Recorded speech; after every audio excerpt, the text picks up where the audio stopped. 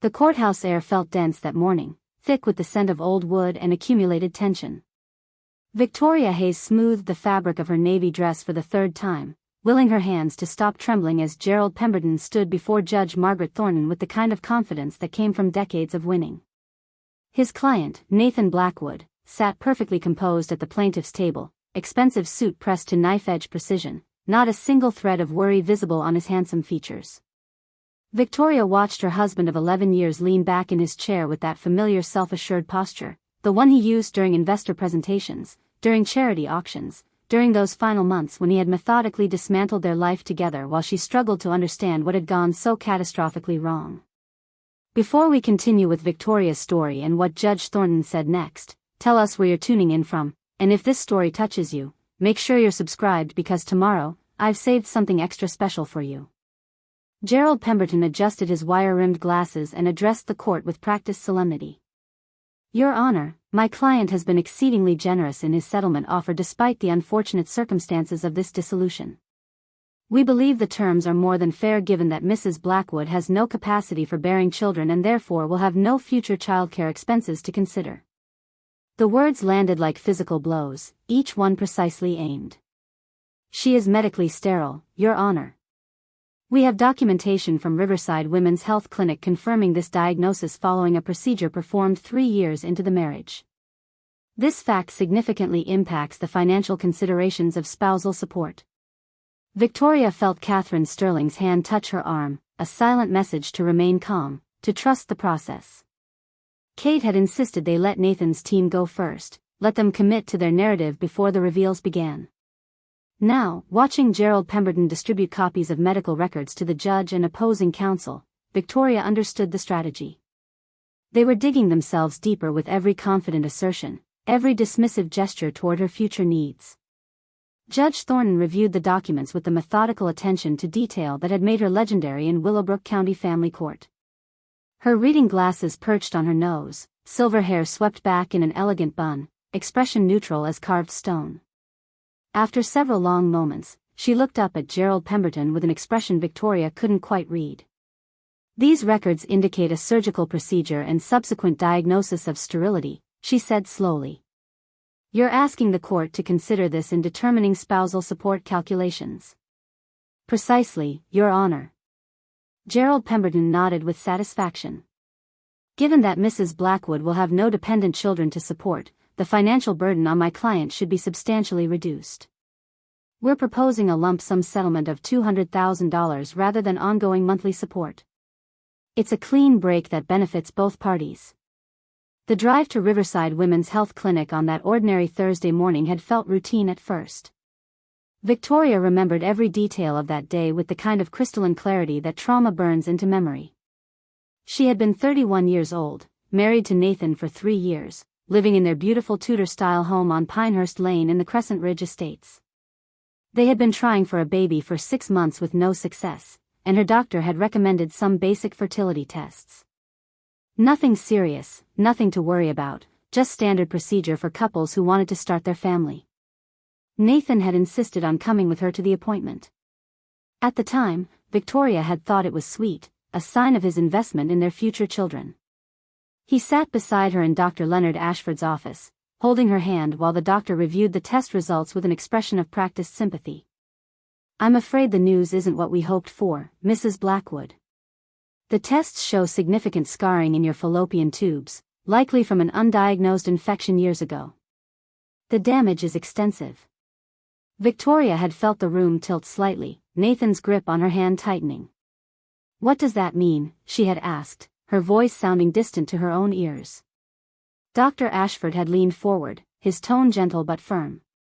It means that natural conception will be extremely difficult, perhaps impossible. I recommend we consider a minor surgical procedure to evaluate the extent of the scarring, but I want to be honest with you. The prognosis for fertility is poor. You may need to consider alternative paths to parenthood, or accept that biological children may not be possible. The procedure had been scheduled for the following month. Nathan had been attentive throughout, bringing her flowers before surgery, staying with her during recovery, holding her when she cried about the diagnosis. After the procedure, Dr. Ashford had delivered what he called the final assessment. The scarring was worse than initially thought. The surgery had revealed damage that made conception virtually impossible. He had used the word sterile, though he'd softened it with phrases like extremely low probability and medical limitations. Victoria had signed paperwork, received post-operative care instructions, and gone home to grieve the children she thought she would never have. Looking back now, Victoria could see how perfectly orchestrated it had all been. Nathan's insistence on that specific clinic. His recommendation of Dr. Ashford, someone he knew through business connections. The speed with which the diagnosis had progressed from initial tests to surgical intervention. The finality of the conclusion. At the time, she had been too devastated to question any of it. She had trusted her husband completely, believed he was supporting her through medical tragedy, never imagining that the tragedy itself might be manufactured. Their marriage had continued for another 8 years after the diagnosis. Nathan had been understanding at first, suggesting they could adopt when the time was right, that there was no rush, that they had each other and that was enough. Victoria had thrown herself into other aspects of their life together. She volunteered at the Willowbrook Community Center, organized fundraising events, managed their home with meticulous care, supported Nathan's growing success at Horizon Capital Management Group. She made their house a showplace, hosted dinner parties for his business partners, became known in their social circle as the woman who could plan an event that everyone wanted to attend. But gradually, imperceptibly at first, Nathan had changed. The affection that had sustained them through the fertility crisis began to erode. He worked later, traveled more frequently, seemed perpetually distracted when they were together. Their conversations became transactional, focused on schedules and household logistics rather than dreams and feelings. Victoria told herself it was the natural evolution of marriage, that passion always settled into comfortable companionship, that she should be grateful for stability even if the spark had dimmed. The warning signs had been there, subtle at first, then increasingly difficult to ignore. Nathan started going to the gym at odd hours, sometimes leaving at 10 o'clock at night and returning near midnight, showered and energized. He bought new clothes without her input, expensive pieces that seemed too stylish for his usual conservative taste. His phone became an extension of his hand, always face down on surfaces, always silenced during meals. When Victoria asked casual questions about his day, his answers became vague, stripped of the specific details that usually populated his stories about work. She noticed other changes too. Nathan began making comments about their house, suggesting it was too large for just the two of them, wondering aloud if they should downsize. He questioned her volunteer work, asking what she was really accomplishing, whether it was just a way to fill empty time. His criticism was never cruel, always framed as concern or practical thinking, but it accumulated like small cuts, each one barely noticeable until she realized she was bleeding from 1,000 invisible wounds. Their 10th anniversary had passed with a quiet dinner at the Sterling Oak, the same restaurant where Nathan had proposed. Victoria had planned the evening carefully, hoping to recapture some of what they had lost. She wore his favorite dress, ordered his preferred wine, brought up memories of their early years together. Nathan had smiled appropriately, made pleasant conversation, but his eyes kept drifting to his phone. When she asked if everything was all right, he assured her everything was fine, he was just dealing with a complicated client situation. She had believed him because believing him was easier than confronting the growing distance between them. The truth revealed itself the way truth often does, not through dramatic confrontation but through mundane accident. Victoria had been cleaning out the pockets of Nathan's sport coat before taking it to the dry cleaner. Her fingers encountered a small plastic rectangle, and she pulled out a hotel key card from the Belmont Hotel, the boutique property on the outskirts of Willowbrook. The date encoded on the magnetic strip was from 2 weeks earlier, a Tuesday when Nathan had supposedly been in meetings until late evening. Her heart began to pound as she checked his coat more thoroughly. She found a receipt folded into the inner pocket. Room service for 2. Champagne. Strawberries. Charged to room 412 under Nathan Blackwood's name. The date matched the key card. Victoria stood in their walk-in closet, expensive coat in one hand, damning evidence in the other, and felt the foundation of her reality shift beneath her feet. She didn't confront him immediately. Some instinct she didn't know she possessed warned her to be careful, to gather more information before showing her hand. That night, after Nathan fell asleep, Victoria carefully opened his laptop using the password she'd always known. His email was still logged in, and she began to read. The messages stretched back almost 2 years. Hundreds of exchanges with someone named Claudia Winters. The early emails were flirtatious but could have been explained away as inappropriate but not physical. But as Victoria scrolled through the timeline, the messages became explicit. Plans for hotel meetings. Discussions of future life together. Complaints about Victoria framed in terms that made her barely recognizable.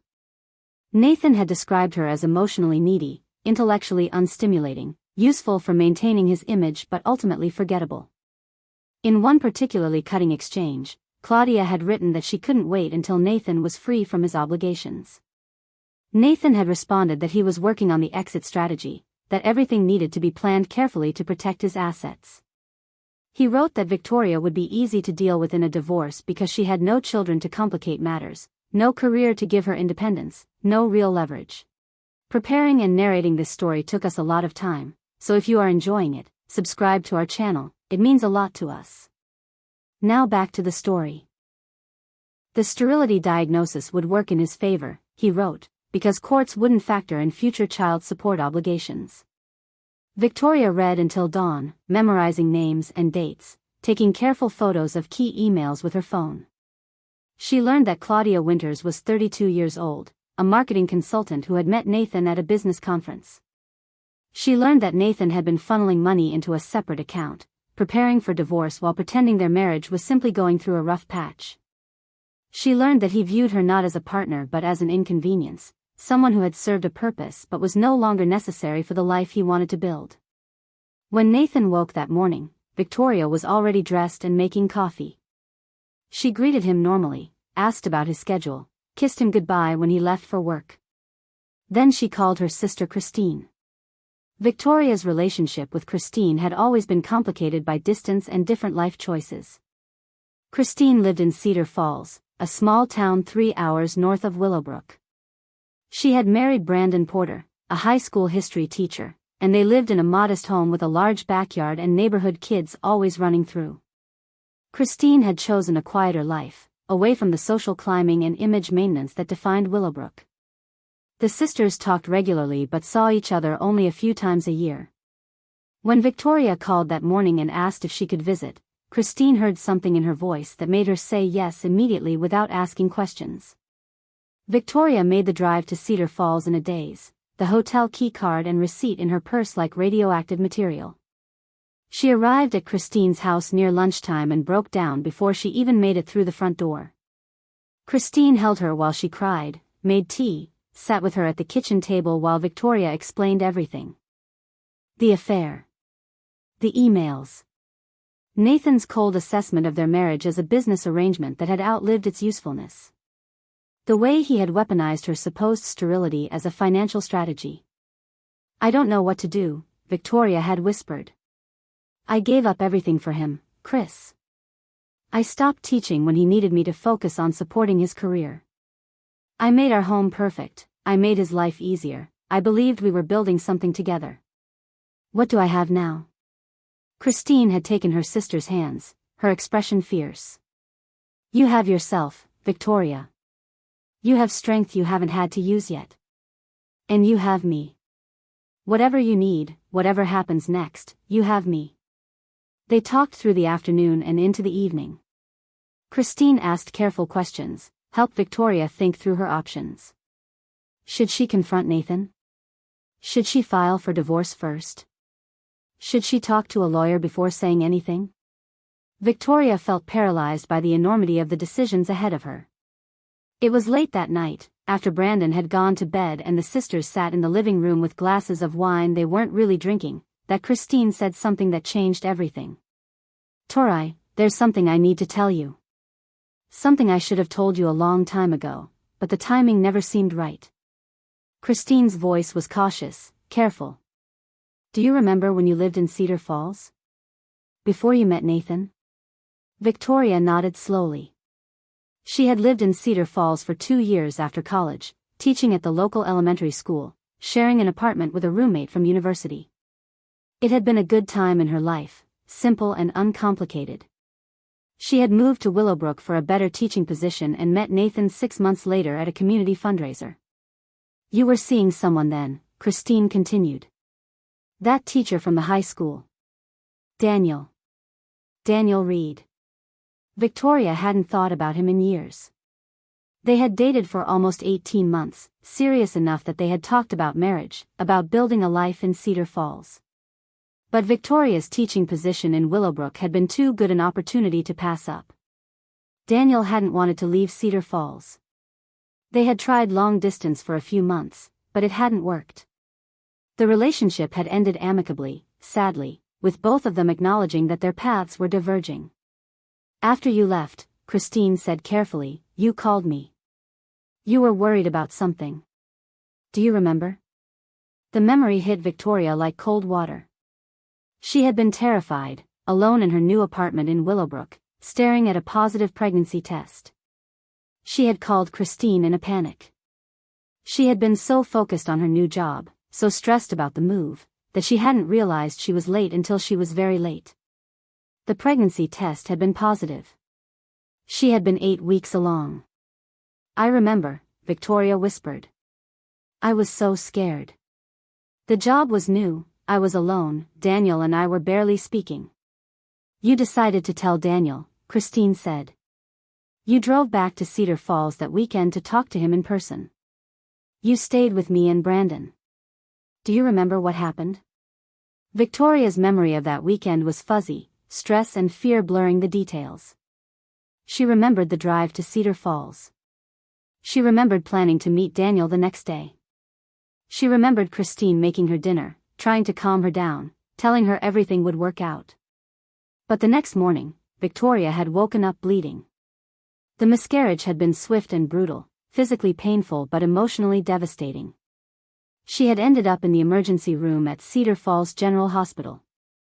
Daniel had come, been supportive, but they had both known the relationship was over. Victoria had returned to Willowbrook a week later, heartbroken but determined to move forward with her new life.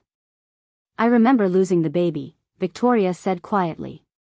I remember how awful it was. Christine was silent for a long moment.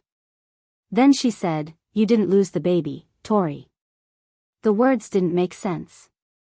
Victoria stared at her sister, confusion clouding her thoughts. What do you mean? I had a miscarriage. I was in the hospital. You were in the hospital because you were bleeding, Christine said carefully. But you weren't miscarrying. You had a subchorionic hemorrhage. It's serious, it's scary, but it doesn't always mean the pregnancy is lost. The doctors put you on strict bed rest. You stayed with me and Brandon for 3 weeks. Victoria felt like the ground was shifting beneath her. I don't understand. I remember losing the baby. You remember what we told you, Christine said, her voice breaking slightly. Tori, you were in such a bad state. The stress, the fear, the physical trauma. You were having panic attacks. The doctors were worried about your mental health. You kept saying you couldn't do it, you couldn't be a single mother, you couldn't give up everything you had worked for. You were falling apart. Victoria's hands began to tremble. Christine, what are you saying? You stayed with us through the pregnancy, her sister said. You delivered in Cedar Falls.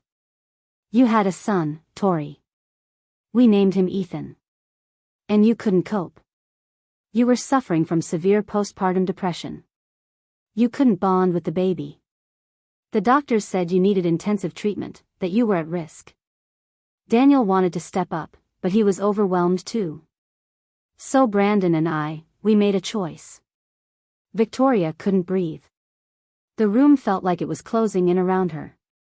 We adopted Ethan, Christine continued, tears streaming down her face now. Legally. Daniel signed away his parental rights. You were in a psychiatric facility for 3 months, and when you came out, you didn't remember much of the pregnancy or the birth. The doctors said it was a trauma response, that your mind had protected itself by blocking out what you couldn't handle. We told you that you had lost the baby. We thought we were protecting you. We thought you would never be able to handle the truth. Victoria's entire body felt numb. Ethan. The boy she had watched grow up thinking he was her nephew. The 12-year-old who had her eyes, who loved reading the same books she had loved as a child, who made the same jokes with the same timing she used. Ethan was her son. There's more, Christine whispered. 2 years later, you came back to Cedar Falls for a visit. You and Nathan were newly married. You stayed for a weekend. You were so happy, Tori. You talked about starting a family with Nathan, about how excited you were for the future. And that night, you and Nathan, you conceived. You didn't know it at the time. You went back to Willowbrook, and a few weeks later, you started feeling sick. You thought it was stress from Nathan's new job. But I knew. I knew the signs. Victoria's mind was reeling, trying to process information that seemed impossible. You came to visit again when you were 3 months along, Christine said. Nathan was traveling for work. You were showing by then, and you were terrified because you thought something was wrong. You hadn't told Nathan yet because you were worried about the sterility diagnosis he had told you about. Tori, you gave birth to Sophie at Cedar Falls General. Another girl. And again, you fell apart. The postpartum depression came back worse than before. You don't remember any of it. This can't be real, Victoria whispered. This isn't possible. 4 years ago, Christine continued relentlessly, you came to visit one more time. Nathan was on a business trip to Chicago. You stayed for a week. And Lucas was conceived. Your third child, Tori. 3 children. 3 births. All of them here in Cedar Falls. All of them with me and Brandon. All of them blocked from your memory because your mind couldn't handle the trauma. Victoria stood up abruptly, the room spinning. She felt like she was going to be sick. Ethan, Sophie, and Lucas. The children she thought were her niece and nephews. The children she loved but always felt a strange, inexplicable pull toward. The children who called Christine Mom but looked at Victoria with a familiarity that went beyond Auntie. I need to see them, Victoria said. Her voice sounded strange, distant. I need to see my children. Christine had taken her upstairs to the bedrooms. Ethan's room first, filled with books and soccer trophies. Sophie's room painted in shades of purple, covered with drawings and craft projects. Lucas's room with its toy trucks and stuffed animals. Victoria stood in each doorway, memories flooding back in disorienting waves. Not complete memories, but fragments. Holding a newborn. Feeling overwhelming panic. Nurses talking in soothing voices. Christine's face above her, promising everything would be okay. The next morning, Christine had taken Victoria to see Dr. Helen Ramirez, a psychiatrist who specialized in trauma and memory disorders. Dr. Ramirez had Victoria's medical records from Cedar Falls General, documents that Christine had carefully maintained for 12 years. Birth certificates listing Victoria as mother. Hospital records detailing 3 deliveries. Psychiatric evaluations explaining dissociative amnesia related to severe postpartum depression. This is not uncommon in cases of severe trauma, Dr. Ramirez explained gently. Your mind protected itself by blocking memories that were too painful to process. The story you were told about miscarriage and sterility fit the gaps in your memory, so your brain accepted that narrative. But the truth, Victoria, is that you have 3 biological children. You gave birth to them. You suffered greatly afterward. And your sister and her husband have raised them with extraordinary love and care. Victoria had spent 3 days in Cedar Falls, slowly being introduced to her children in a new context.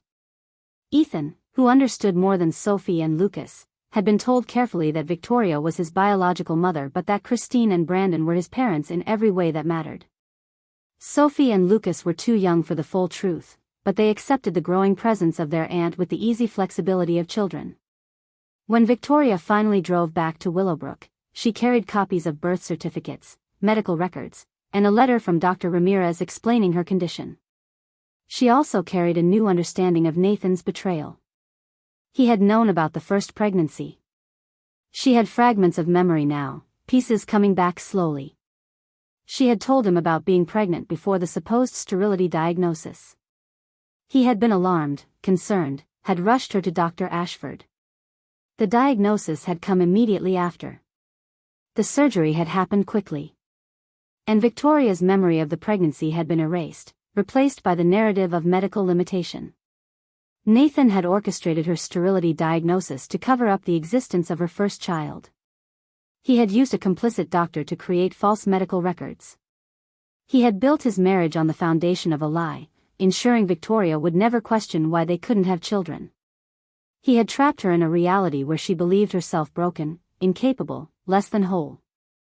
Now, sitting in the courtroom watching Gerald Pemberton argue that her sterility should reduce her financial settlement, Victoria felt a cold clarity settle over her. Catherine Sterling leaned close and whispered, "Are you ready?" Victoria nodded. She was ready. Ready to show Judge Thornton the truth. Ready to reveal the 3 children whose existence proved Nathan's entire case was built on fraud.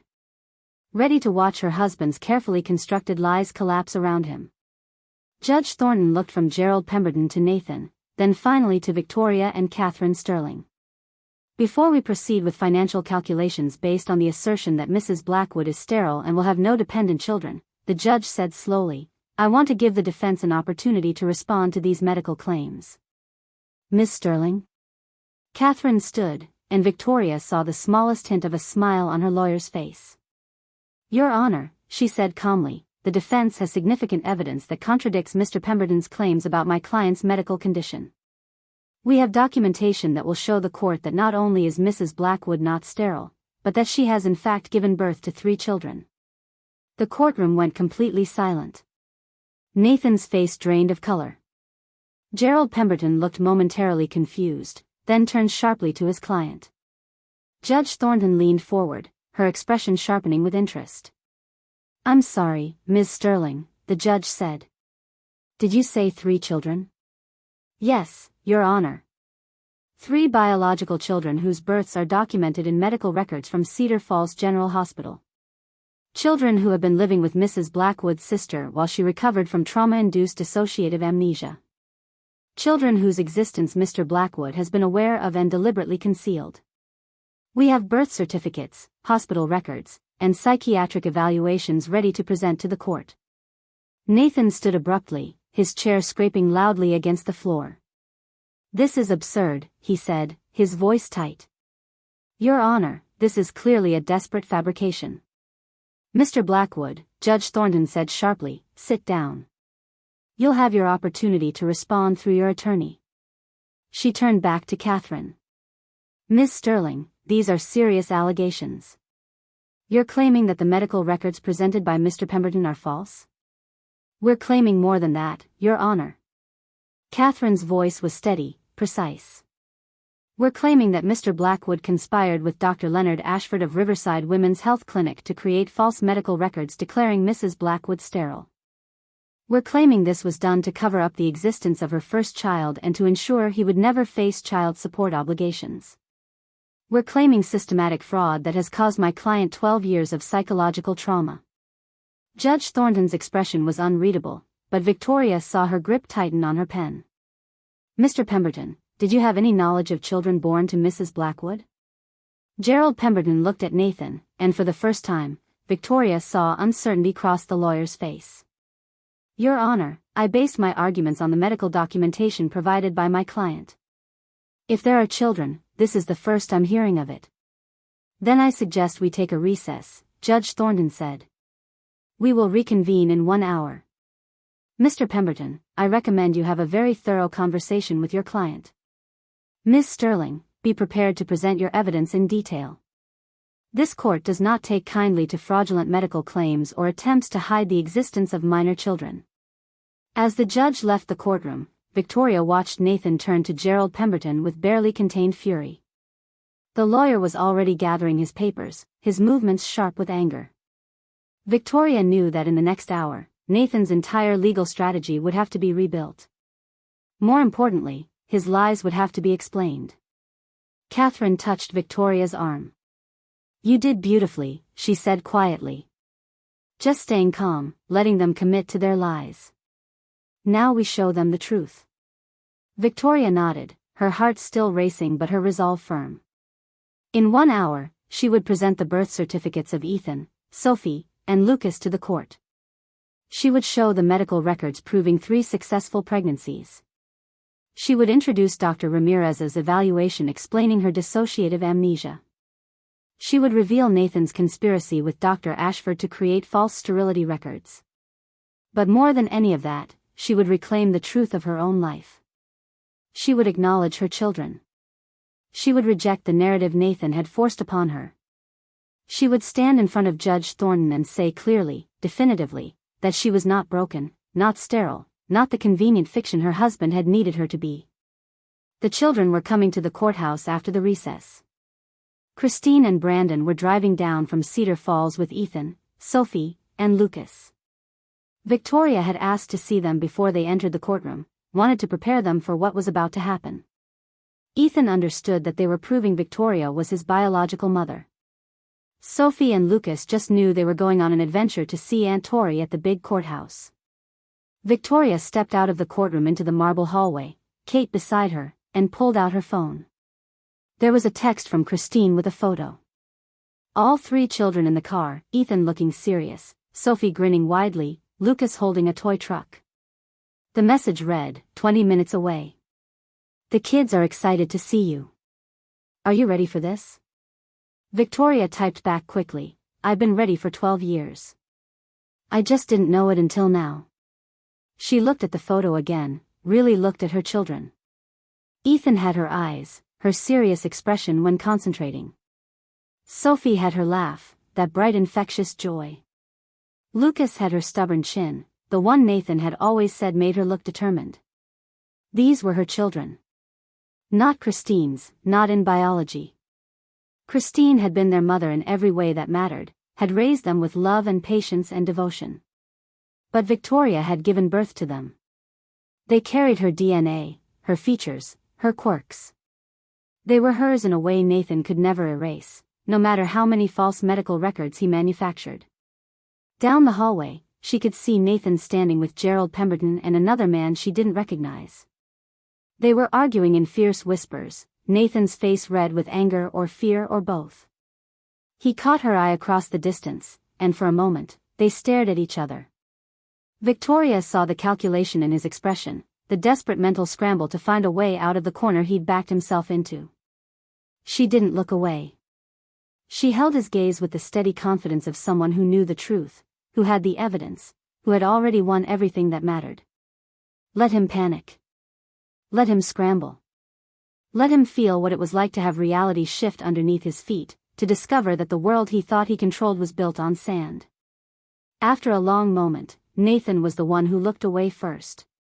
Victoria turned back to Kate, who was reviewing notes on her tablet. The lawyer glanced up and smiled. He knows he's caught, Kate said quietly.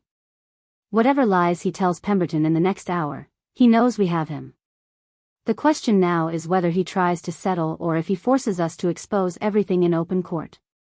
Victoria thought about the children arriving soon, thought about Ethan's serious face and Sophie's bright smile and Lucas's innocent enthusiasm.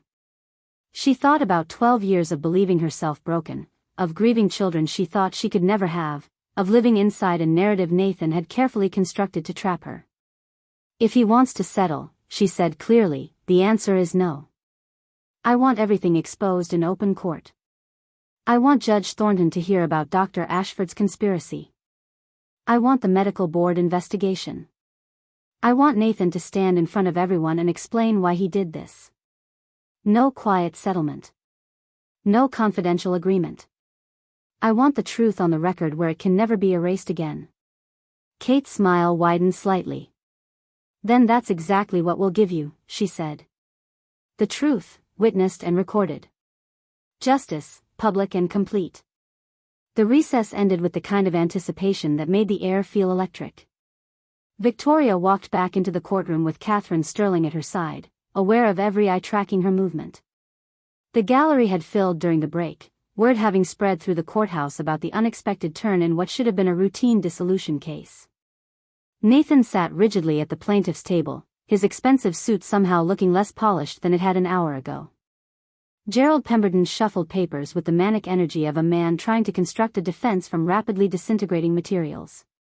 Judge Thornton entered, and everyone rose. When they sat again, the judge's expression was carefully neutral, but Victoria caught something in her eyes that might have been anticipation. In her years on the family court bench, Margaret Thornton had surely seen every variety of deception and manipulation, but this case was offering something beyond the usual catalogue of lies. "Miss Sterling," the judge said, "you indicated you have evidence contradicting the medical record submitted by the plaintiff. I'm prepared to hear that evidence now." Catherine stood with the kind of calm confidence that came from knowing every word she was about to speak could be substantiated. "Your Honor, we'd like to begin by calling Dr. Helen Ramirez to provide expert testimony regarding Mrs. Blackwood's mental health history and the diagnosis that has prevented her from being aware of her own children for the past 12 years. The courtroom doors opened, and Dr. Ramirez entered. She was in her late 50s, silver threading through dark hair pulled back in a professional bun, wearing a charcoal suit that spoke of competence without ostentation. She took the witness stand and was sworn in, her voice steady as she confirmed her credentials. Board-certified psychiatrist specializing in trauma and dissociative disorders, 28 years of clinical practice, teaching position at the medical school in Cedar Falls. Catherine approached the witness stand with a folder in hand. "Dr. Ramirez, how long have you been treating Victoria Blackwood?"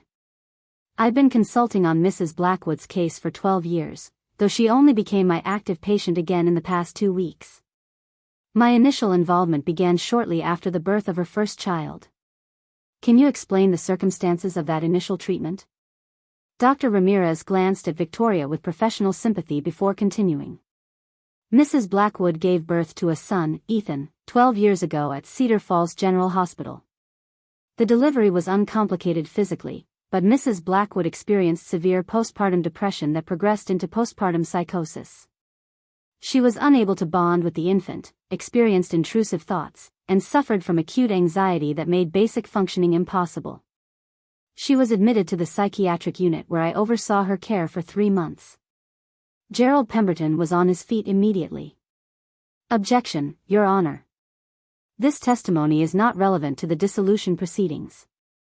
Mrs. Blackwood's mental health history, assuming it exists, has no bearing on the financial settlement." Judge Thornton looked at him with an expression that could have frozen water.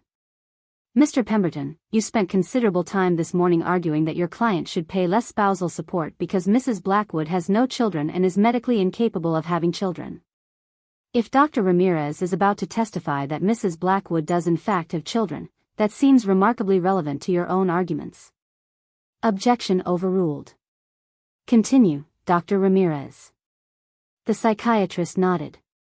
Following her 3-month hospitalization, Mrs. Blackwood was released with a diagnosis of dissociative amnesia related to the traumatic experience of childbirth and the postpartum psychosis. Her mind had essentially protected itself by blocking out memories that were too painful to process. This is not uncommon in severe trauma cases. The human brain has remarkable mechanisms for self-preservation. "What happened after her release?" Catherine asked. Mrs. Blackwood's sister, Christine Hayes Porter, and her husband Brandon had obtained emergency guardianship of the infant during Mrs. Blackwood's hospitalization. Given the severity of her condition and the uncertainty of her recovery, they proceeded with legal adoption. The biological father, Daniel Reed, signed away his parental rights as he was not equipped to be a single parent. Mrs. Blackwood had no memory of the pregnancy or birth when she was released. She had been told, and genuinely believed, that she had suffered a miscarriage months earlier. Catherine pulled a document from her folder. "Your Honor, I'd like to enter into evidence the birth certificate for Ethan Michael Reed, born at Cedar Falls General Hospital 12 years ago. Mother listed as Victoria Hayes, father listed as Daniel Reed, with subsequent adoption papers showing Christine and Brandon Porter as adoptive parents." She handed copies to the judge and to Gerald Pemberton, who stared at the document as though it might spontaneously combust. Nathan had gone very pale, his jaw clenched so tightly Victoria could see the muscle jumping. "Dr. Ramirez," Catherine continued, "you mentioned this was your initial involvement. Were there subsequent incidents?" "Yes. 9 years ago, Mrs. Blackwood gave birth to a daughter, Sophie Grace Blackwood, also at Cedar Falls General Hospital. She had conceived during a visit to her sister in Cedar Falls. She was in the early stages of pregnancy when her husband had her undergo a supposed fertility evaluation that resulted in a diagnosis of sterility. By the time she realized she was pregnant, she was already in her second trimester and experiencing significant psychological distress from the conflict between her physical reality and what she had been told was medically impossible. What happened with that pregnancy? Mrs. Blackwood carried to term but gave birth during a visit to her sister, several weeks before her due date. Once again, she experienced severe postpartum depression and dissociative symptoms.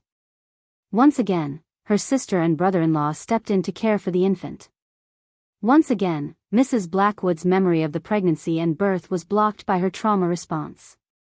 She returned to Willowbrook believing she had experienced a severe illness during her visit but with no memory of having given birth. Catherine handed over another birth certificate. Sophie Grace Blackwood, born 9 years ago. Mother listed as Victoria Hayes Blackwood, father listed as Nathan Blackwood. Your Honor, you'll note that Mr. Blackwood is listed as the father on this birth certificate, which would have required his signature on the birth registration documents. Judge Thornton looked up sharply. Mr. Blackwood signed this birth certificate? According to the records from Cedar Falls General Hospital, yes. He was contacted when Mrs. Blackwood was admitted in labor. He arrived before the delivery and was present for the birth. He signed the birth registration forms as the father. The courtroom erupted in whispers. Judge Thornton gavelled for silence. Mr. Pemberton, did your client inform you that he had signed a birth certificate for a child 9 years ago? Gerald Pemberton looked like a man drowning in deep water. Your Honor, I need to request a brief recess to consult with my client. Request denied. Will proceed. Dr. Ramirez, was there a third incident? Yes, Your Honor. 6 years ago, Mrs. Blackwood gave birth to a son, Lucas Nathan Blackwood, also at Cedar Falls General Hospital during a visit to her sister. The pattern repeated. Severe postpartum depression, dissociative response, and memory loss. Her sister and brother-in-law have been raising all 3 children together. Catherine produced the third birth certificate with the gravity of someone laying down a winning hand. Lucas Nathan Blackwood, born 6 years ago. Father again listed as Nathan Blackwood, who again signed the birth registration documents. Judge Thornton set down her pen and looked directly at Nathan. Mr. Blackwood, you were present at the births of your children? Nathan's lawyer put a hand on his arm, but Nathan shook it off and stood. Your Honor, my wife was mentally ill. Those pregnancies were the result of her illness, her inability to accept that we couldn't have children. I signed those documents under duress, trying to support her through her delusions. Dr. Ramirez spoke up, her voice cutting through Nathan's explanation with clinical precision. Mr. Blackwood, dissociative amnesia does not cause pregnancy. Your wife gave birth to 3 living children with documented medical records of their deliveries. Calling those children delusions is both medically inaccurate and deeply offensive. Judge Thornton held up her hand for silence. Mr. Blackwood, sit down. She turned back to Dr. Ramirez. Doctor, in your professional opinion, is Mrs. Blackwood currently capable of understanding that she has 3 biological children? Yes, Your Honor. 2 weeks ago, Mrs. Blackwood's sister revealed the truth about the children. Mrs. Blackwood has since begun recovering memories of the pregnancies and births. It's been a difficult process, but she is now fully aware that Ethan, Sophie, and Lucas are her biological children. The dissociative amnesia was a protective mechanism that is no longer necessary now that she has proper support and treatment.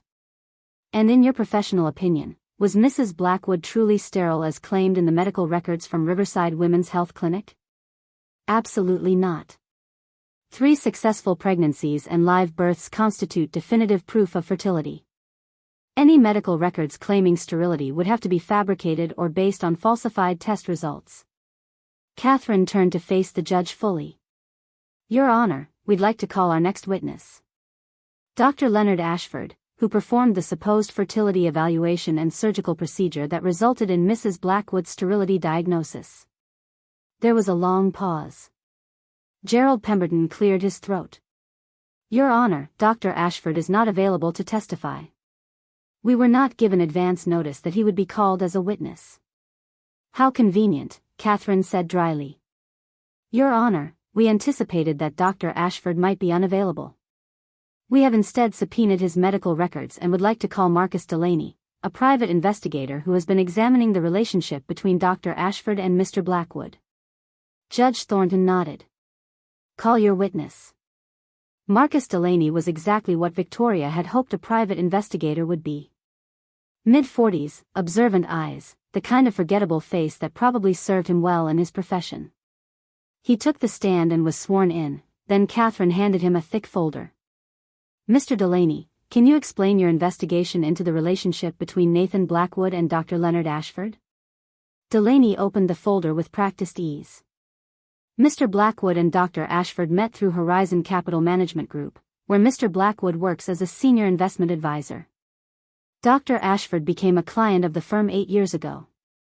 According to the financial records we obtained through subpoena, Mr. Blackwood personally managed Dr. Ashford's investment portfolio. Is that unusual? Not necessarily, but what is unusual is that Dr. Ashford's portfolio consistently underperformed compared to other clients with similar risk profiles. Yet Mr. Blackwood continued to manage the account and Dr. Ashford never complained or moved his assets elsewhere. That suggested to me that their relationship was based on something other than investment returns. What did you discover? Over the past 8 years, Dr. Ashford has received regular deposits into a secondary account not connected to his medical practice. The deposits come from a shell company called Pinehurst Consulting, which is owned by Nathan Blackwood. Total payments over 8 years amount to approximately $420,000. Catherine let that number hang in the air. Mr. Blackwood was paying Dr. Ashford nearly $500,000 through a shell company? Correct.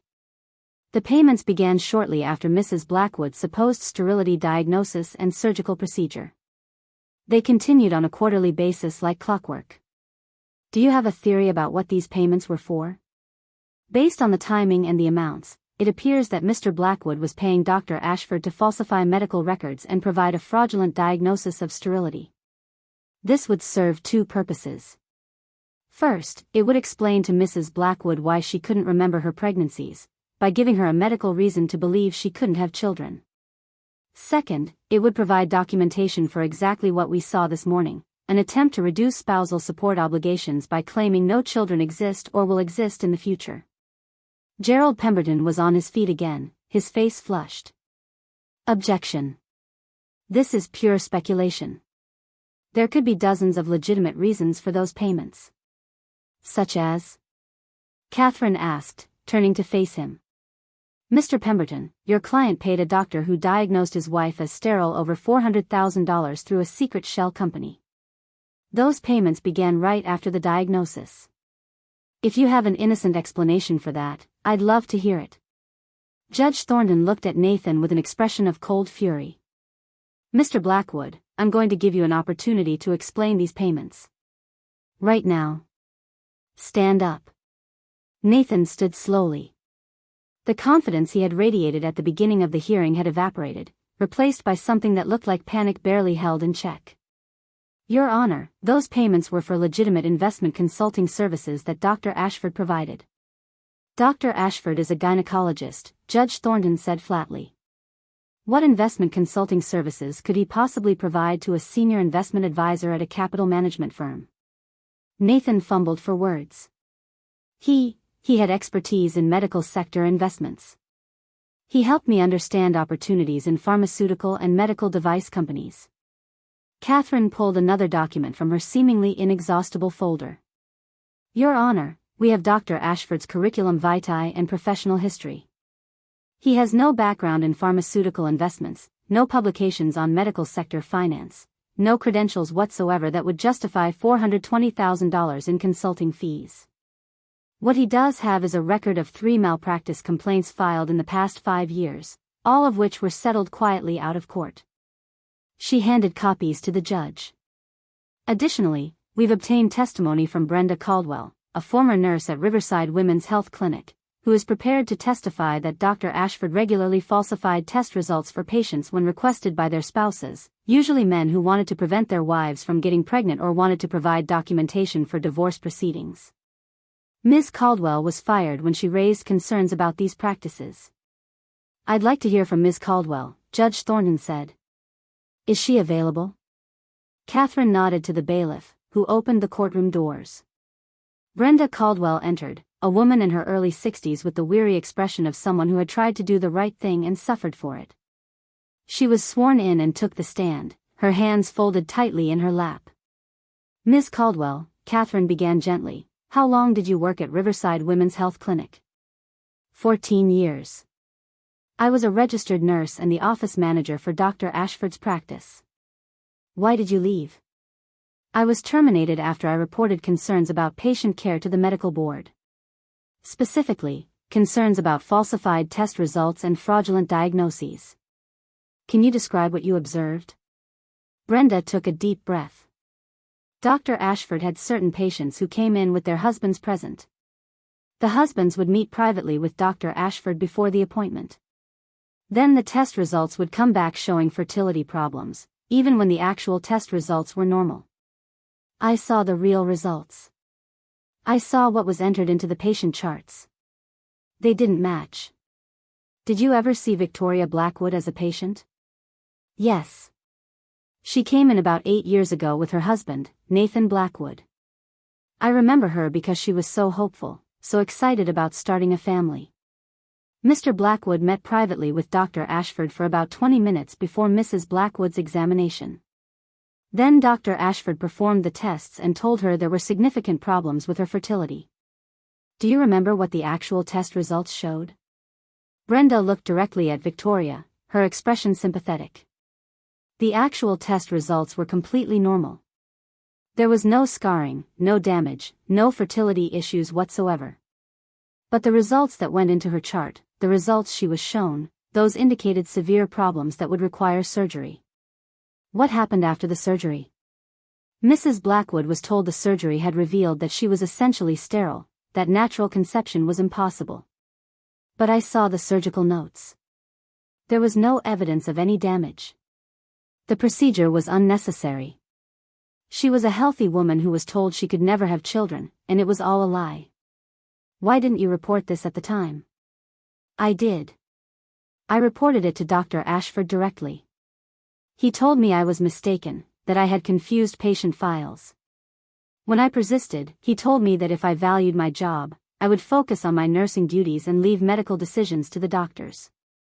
I was scared. I needed the job. I have a disabled son who requires constant care, and the health insurance through the clinic was the only way I could afford his treatments. So I stayed quiet. Her voice broke slightly. I've regretted it every day since.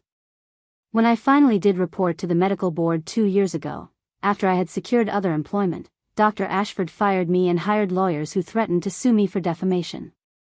The medical board investigation stalled because multiple patients refused to come forward, afraid of the stigma or legal consequences. I thought nothing would ever come of it. Catherine's voice was gentle. Ms. Caldwell, thank you for your courage in coming forward today. No further questions. Gerald Pemberton declined to cross-examine. Judge Thornton looked at the stack of evidence accumulating on her bench, her expression growing darker with each revelation. Miss Sterling, do you have additional witnesses? Just one more, Your Honor. We'd like to call Christine Hayes Porter, Mrs. Blackwood's sister and the adoptive mother of the 3 children in question. Christine entered the courtroom, and Victoria felt tears prick her eyes.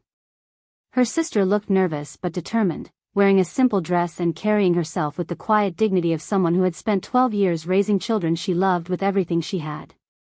Christine was sworn in and took the stand, her eyes finding Victoria's across the courtroom. Mrs. Porter, Catherine began, can you explain your relationship to the 3 children, Ethan, Sophie, and Lucas? They are my children in every way that matters.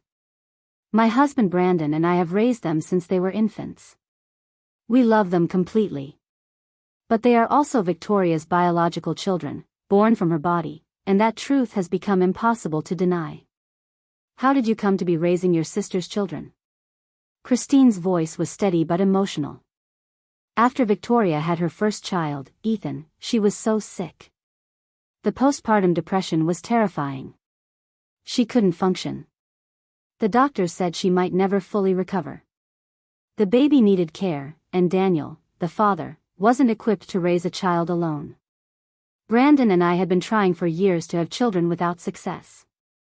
We offered to take Ethan temporarily, just until Victoria recovered.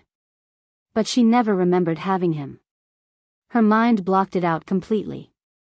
The doctors said forcing her to remember could cause more trauma. So we adopted him legally, and Victoria believed she had lost a pregnancy months earlier. What about the other 2 children? Christine wiped at her eyes. When Victoria conceived again, during a visit to us in Cedar Falls, she was already convinced she was sterile because of what that doctor had told her. When she realized she was pregnant, she was terrified and confused. She came to stay with us, and when Sophie was born, the same thing happened. Severe depression, memory loss, complete inability to care for the baby. So we kept Sophie too. And then Lucas, 4 years later. Same pattern. By then, Brandon and I had accepted that we were raising Victoria's children. We loved them. We were their parents in every practical sense. But we always knew the truth, and we knew someday that truth would have to come out. Has Victoria met the children since learning they are hers? Yes.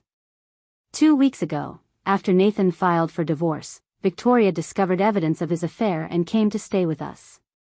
I told her everything. She met the children, not as their aunt but as their biological mother.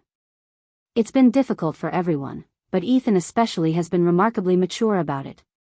He understands that I'm his mom in every way that matters, but that Victoria is also his mother in a different way. We're working it out as a family. Catherine pulled out photographs. Your Honor, these are photos of the 3 children. I'd like Mrs. Blackwood to identify them for the court. Victoria stood as Catherine brought her the photos. Her hands shook slightly as she looked at each image. This is Ethan, she said, her voice barely above a whisper. He's 12. He loves soccer and science fiction novels. He wants to be an engineer. This is Sophie. She's 9. She's an artist, always drawing and painting. She wants to have her own gallery someday. And this is Lucas. He's 6. He's obsessed with dinosaurs and trains. He makes me laugh every time I see him. She looked up at Judge Thornton.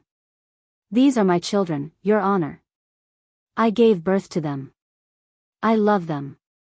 And my husband has known about them all along while letting me believe I was sterile, letting me grieve for children I thought I could never have when they were alive and growing up just 3 hours away.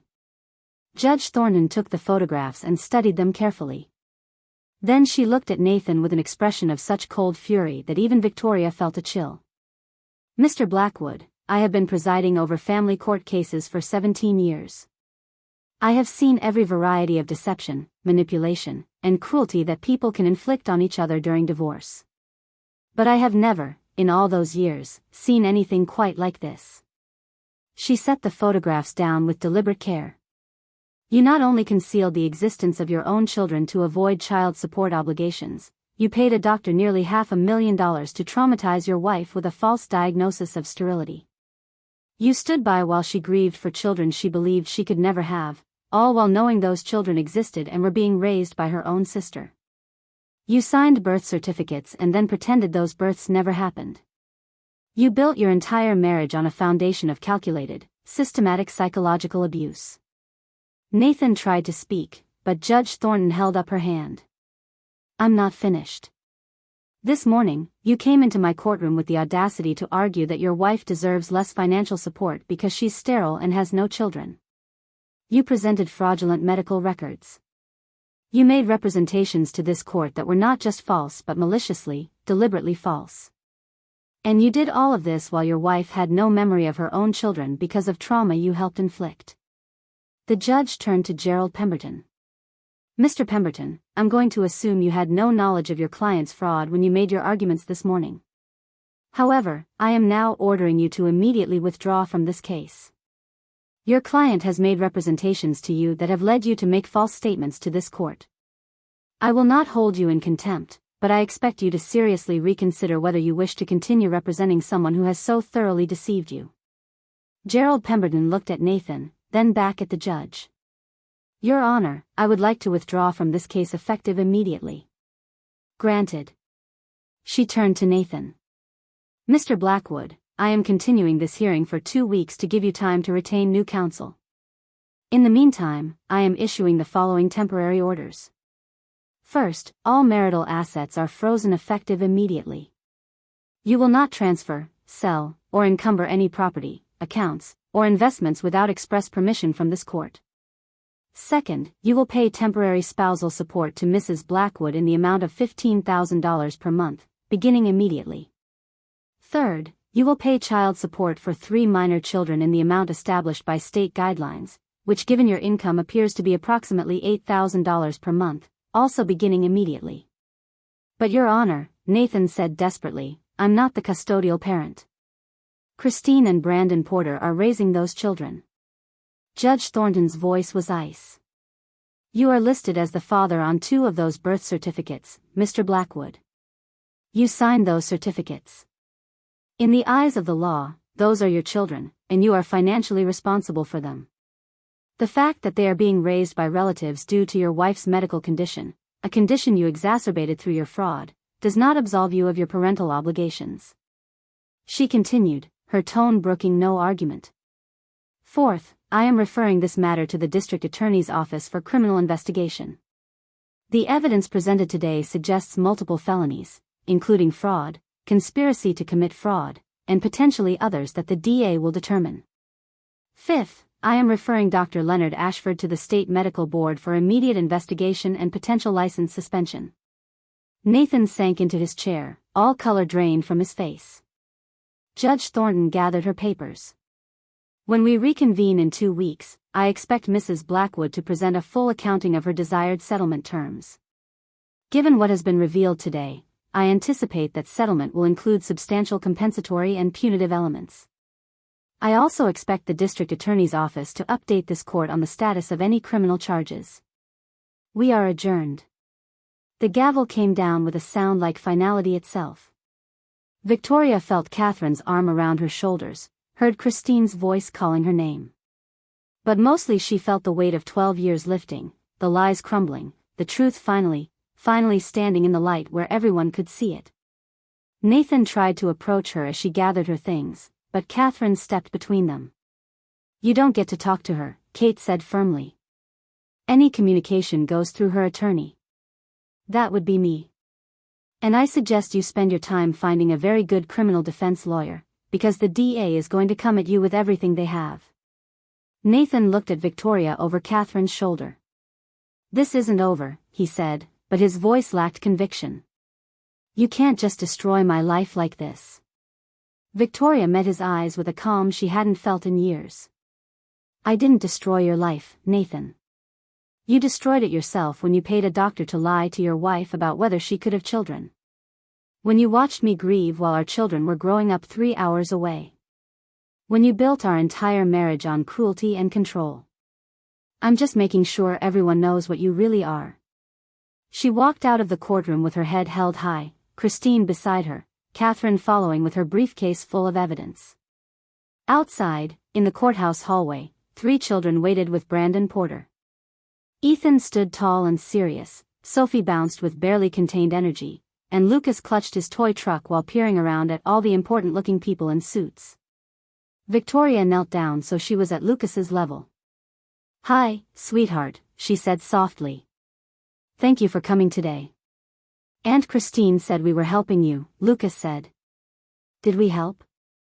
You helped more than you know, Victoria replied, pulling him into a hug. Sophie joined the hug without hesitation, and after a moment, even Ethan allowed himself to be included. Over the children's heads, Victoria met Christine's eyes. Thank you, she mouthed. Christine shook her head, tears streaming down her face. You're their mother, Tori. You always were. We were just keeping them safe until you could remember that. As they walked out of the courthouse together, all 6 of them, Victoria felt something she hadn't felt in 12 years. She felt whole. Broken in some ways, certainly, with a long road of healing ahead. But whole in the way that mattered most. She knew who she was. She knew where her children were. She knew the truth. And Nathan, standing alone in the emptying courtroom with his cancelled lawyer and his exposed lies, would finally face consequences for what he had done. The afternoon sun hid Victoria's face as they exited the courthouse, warm and bright, and she closed her eyes for just a moment to savor it. Behind her was 12 years of darkness and deception. Ahead was uncertainty, legal battles, difficult conversations, and complex family dynamics to navigate.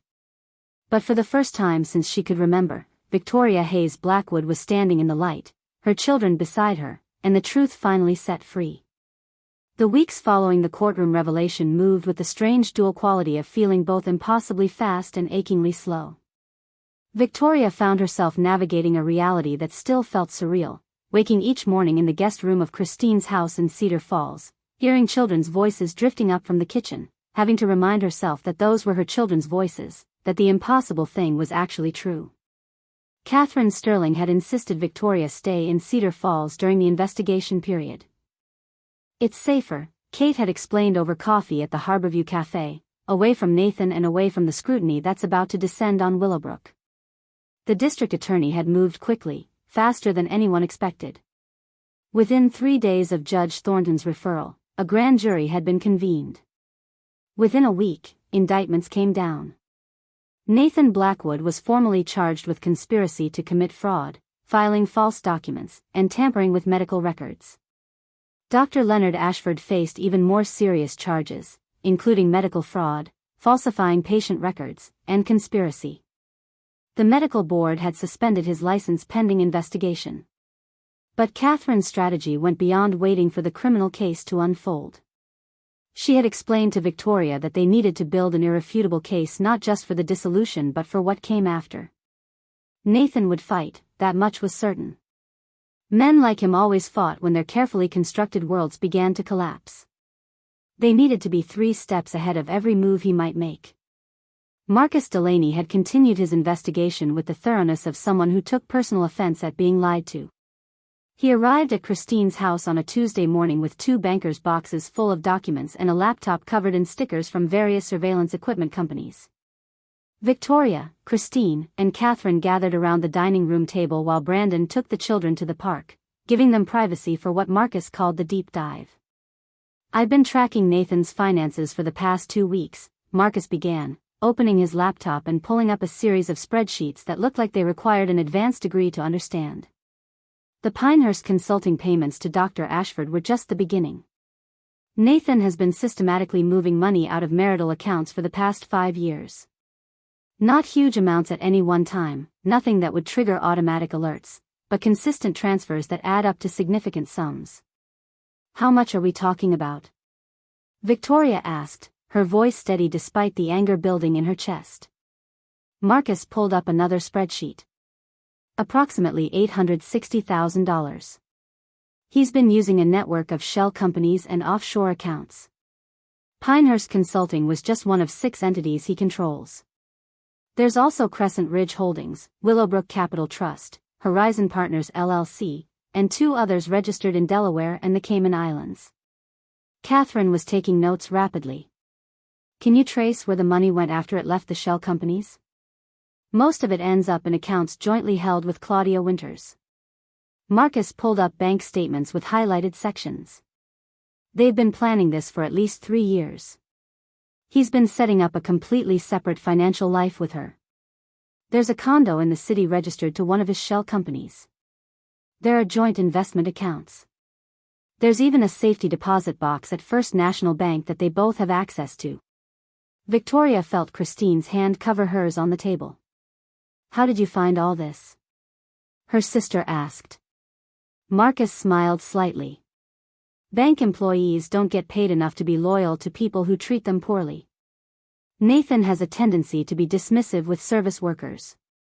One of the managers at Horizon Capital remembered him being particularly rude to her assistant. When I approached her with a subpoena, she was remarkably cooperative. She provided documentation of accounts Nathan managed that had irregular activity. From there, it was a matter of following the paper trail. Shell companies have to file documents.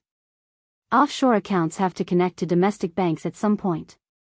Everything leaves a trace if you know where to look. Catherine leaned forward. What about Claudia Winters? What do we know about her? Marcus pulled up a new file. Claudia Marie Winters, age 34, originally from Portland. She moved to Willowbrook 6 years ago and started a marketing consulting firm called Winters Creative Solutions. Her business has exactly 3 clients, all of them connections from Nathan's professional network.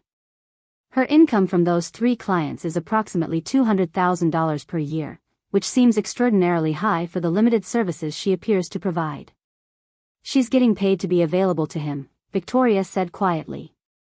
It wasn't a question. That's my assessment. Marcus nodded. But here's where it gets interesting. Claudia Winters was married before. Her ex-husband, Gregory Winters, died 4 years ago. He was significantly older, wealthy, and left her his entire estate when he passed. The official cause of death was a heart attack, and there was no investigation. But the life insurance payout was substantial. $3 million. The room went quiet. Catherine set down her pen. Are you suggesting what I think you're suggesting? I'm not suggesting anything yet, Marcus said carefully. But I do think it's worth looking into Gregory Winters' death more closely. Especially given that Nathan works in finance and would have connections to insurance professionals. Especially given that Nathan has been methodically planning his exit from his marriage for years. And especially given that both Nathan and Claudia have demonstrated a willingness to engage in fraud when it serves their purposes. Victoria felt cold. You think they killed her husband? I think the timing is suspicious. Gregory Winters died, Claudia inherited millions, and within months she had connected with Nathan at a business conference. Within a year, Nathan started moving significant money into hidden accounts. Within 2 years, he was paying Dr. Ashford to falsify your medical records. It's a pattern that suggests long-term planning rather than an impulsive affair. Catherine was already on her phone. I'm calling a contact at the district attorney's office. If there's even a possibility of foul play in Gregory Winters' death, they need to know. This could change everything. While Catherine stepped into the other room to make her call, Marcus pulled up another set of documents. Victoria, there's something else you should know. About your house on Pinehurst Lane. Victoria looked up sharply. What about it? Nathan filed a quitclaim deed 2 months ago, transferring his interest in the property to Crescent Ridge Holdings, one of his shell companies. Technically, you still own 50%, but he's positioned himself to argue that his 50% is a business asset rather than marital property. Can he do that? Christine asked. Not legally, Marcus said. Marital property can't be unilaterally transferred without the other spouse's knowledge or consent. But he did it anyway, probably thinking Victoria wouldn't find out until the divorce was finalized.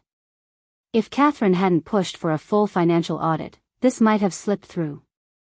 Victoria stood and walked to the window, looking out at the quiet street where children rode bicycles and neighbors tended gardens. Everything Nathan had touched was tainted with deception. Their home, their finances, even the medical care she had received.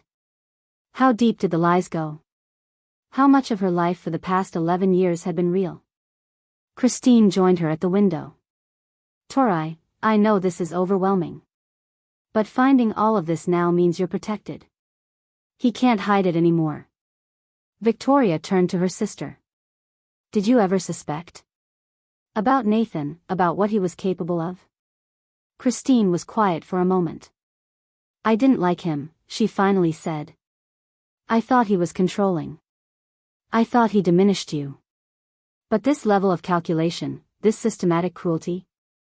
No, I never imagined this. Nobody could have imagined this. Catherine returned, her expression grim but determined. The DA is interested, very interested. They're going to exhume Gregory Winter's body for a full autopsy. If there's any evidence of foul play, this case is going to explode beyond a simple divorce proceeding. Victoria, I need you to be prepared for that possibility. What does that mean for me? Victoria asked. It means this case might take months or even years to fully resolve. It means media attention, potentially national media attention. It means Nathan will fight with everything he has because he'll be facing not just financial consequences but potential prison time. But it also means, Catherine said with quiet intensity, that justice will be served. Not just for you, but for Gregory Winters, for all the patients Dr. Ashford defrauded, for everyone Nathan and Claudia have hurt in their pursuit of money and status. That afternoon, Victoria met with Dr. Ramirez for another therapy session. They had been meeting 3 times a week since the truth about the children had been revealed, working through the complex emotions of recovered memory and reconstructed identity. Dr. Ramirez's office in downtown Cedar Falls was comfortable without being cloying, decorated with abstract art and soft lighting that made difficult conversations feel slightly less impossible. How are you processing the new information about Nathan's financial fraud? Dr. Ramirez asked once Victoria had settled into the familiar chair across from her. Victoria considered the question. Part of me isn't surprised, she said slowly. The Nathan who could pay a doctor to tell me I'm sterile is the same Nathan who would steal from our marriage to fund a life with his mistress. The cruelty is consistent. But another part of me feels like I'm learning about a stranger. I lived with this man for 11 years. I thought I knew him. How did I miss so much? Dr. Ramirez leaned forward slightly.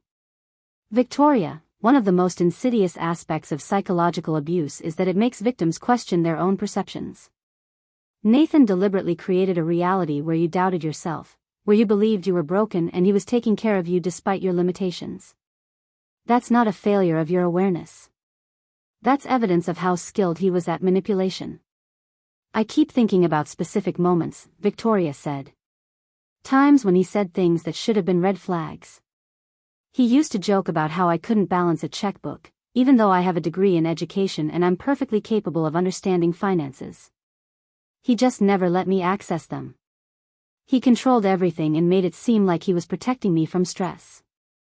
That's financial abuse, Dr. Ramirez confirmed. And it's one of the hardest forms of abuse to recognize because it can be disguised as care. He wasn't protecting you from stress. He was preventing you from seeing what he was doing. Victoria was quiet for a moment. The children are starting to understand more. Ethan asked me yesterday if Nathan was a bad person. I didn't know how to answer that. What did you tell him? I told him that people are complicated, that Nathan had done bad things, but that didn't mean Ethan couldn't have complicated feelings about him. Ethan is 12. He's known Nathan as his uncle for his entire conscious life. I can't just tell him that man is pure evil, even if that's how I feel right now. That was a good answer, Dr. Ramirez said. Children need permission to have their own emotional responses, especially in situations like this. How are Sophie and Lucas adjusting? Lucas doesn't really understand what's happening. He just knows there are more adults paying attention to him, which he enjoys. Sophie is more aware. She asked if she has to call me Mom now, or if she can keep calling Christine Mom. I told her she could call me whatever felt right to her. And what would feel right to you? Victoria felt tears building. I want them to call me Mom. I want to have been their mom from the beginning. But I also know that Christine is their mom in every way that matters. I gave birth to them, but she raised them. She was there for every nightmare, every scraped knee, every school play. I was just the aunt who visited sometimes and brought presents. How do I reconcile that?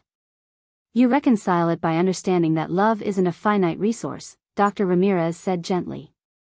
Those children can have 2 mothers. Christine will always be the mother who raised them.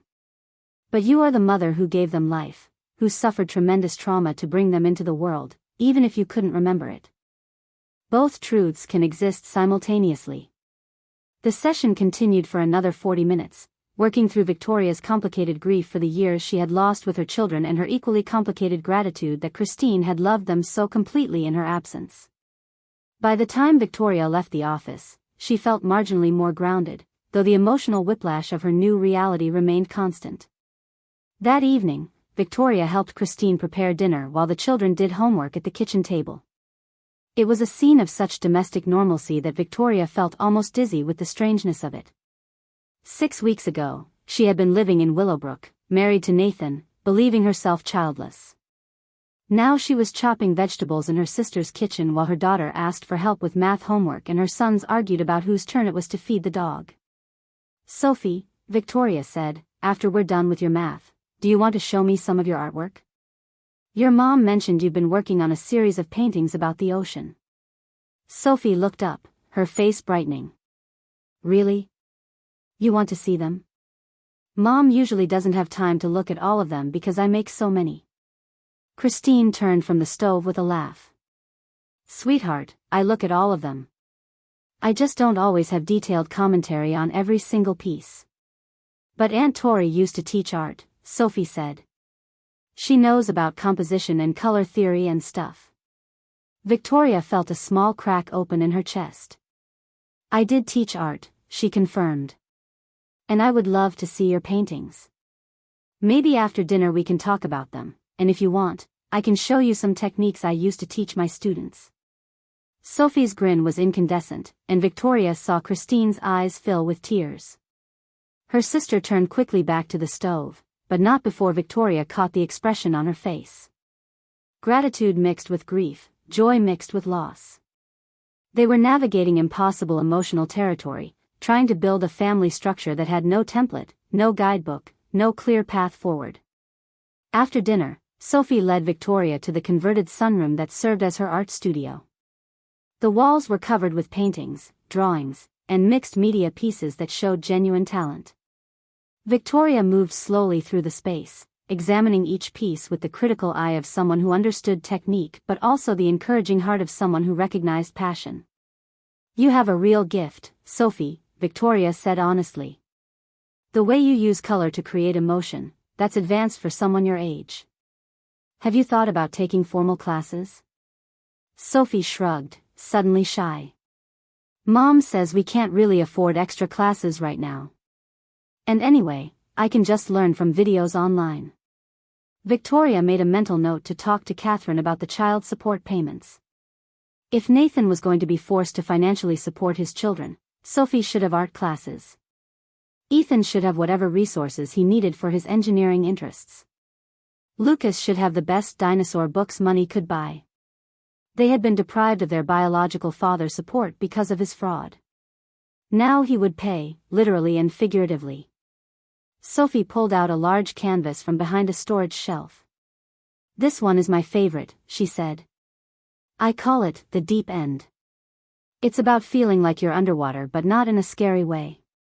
Like being held by the ocean." The painting showed a figure suspended in deep blue water, surrounded by light filtering down from above. The brushstrokes were fluid and confident, creating a sense of movement and peace simultaneously. Victoria felt her breath catch. "Sophie, this is extraordinary. The composition, the emotional resonance, the technical skill.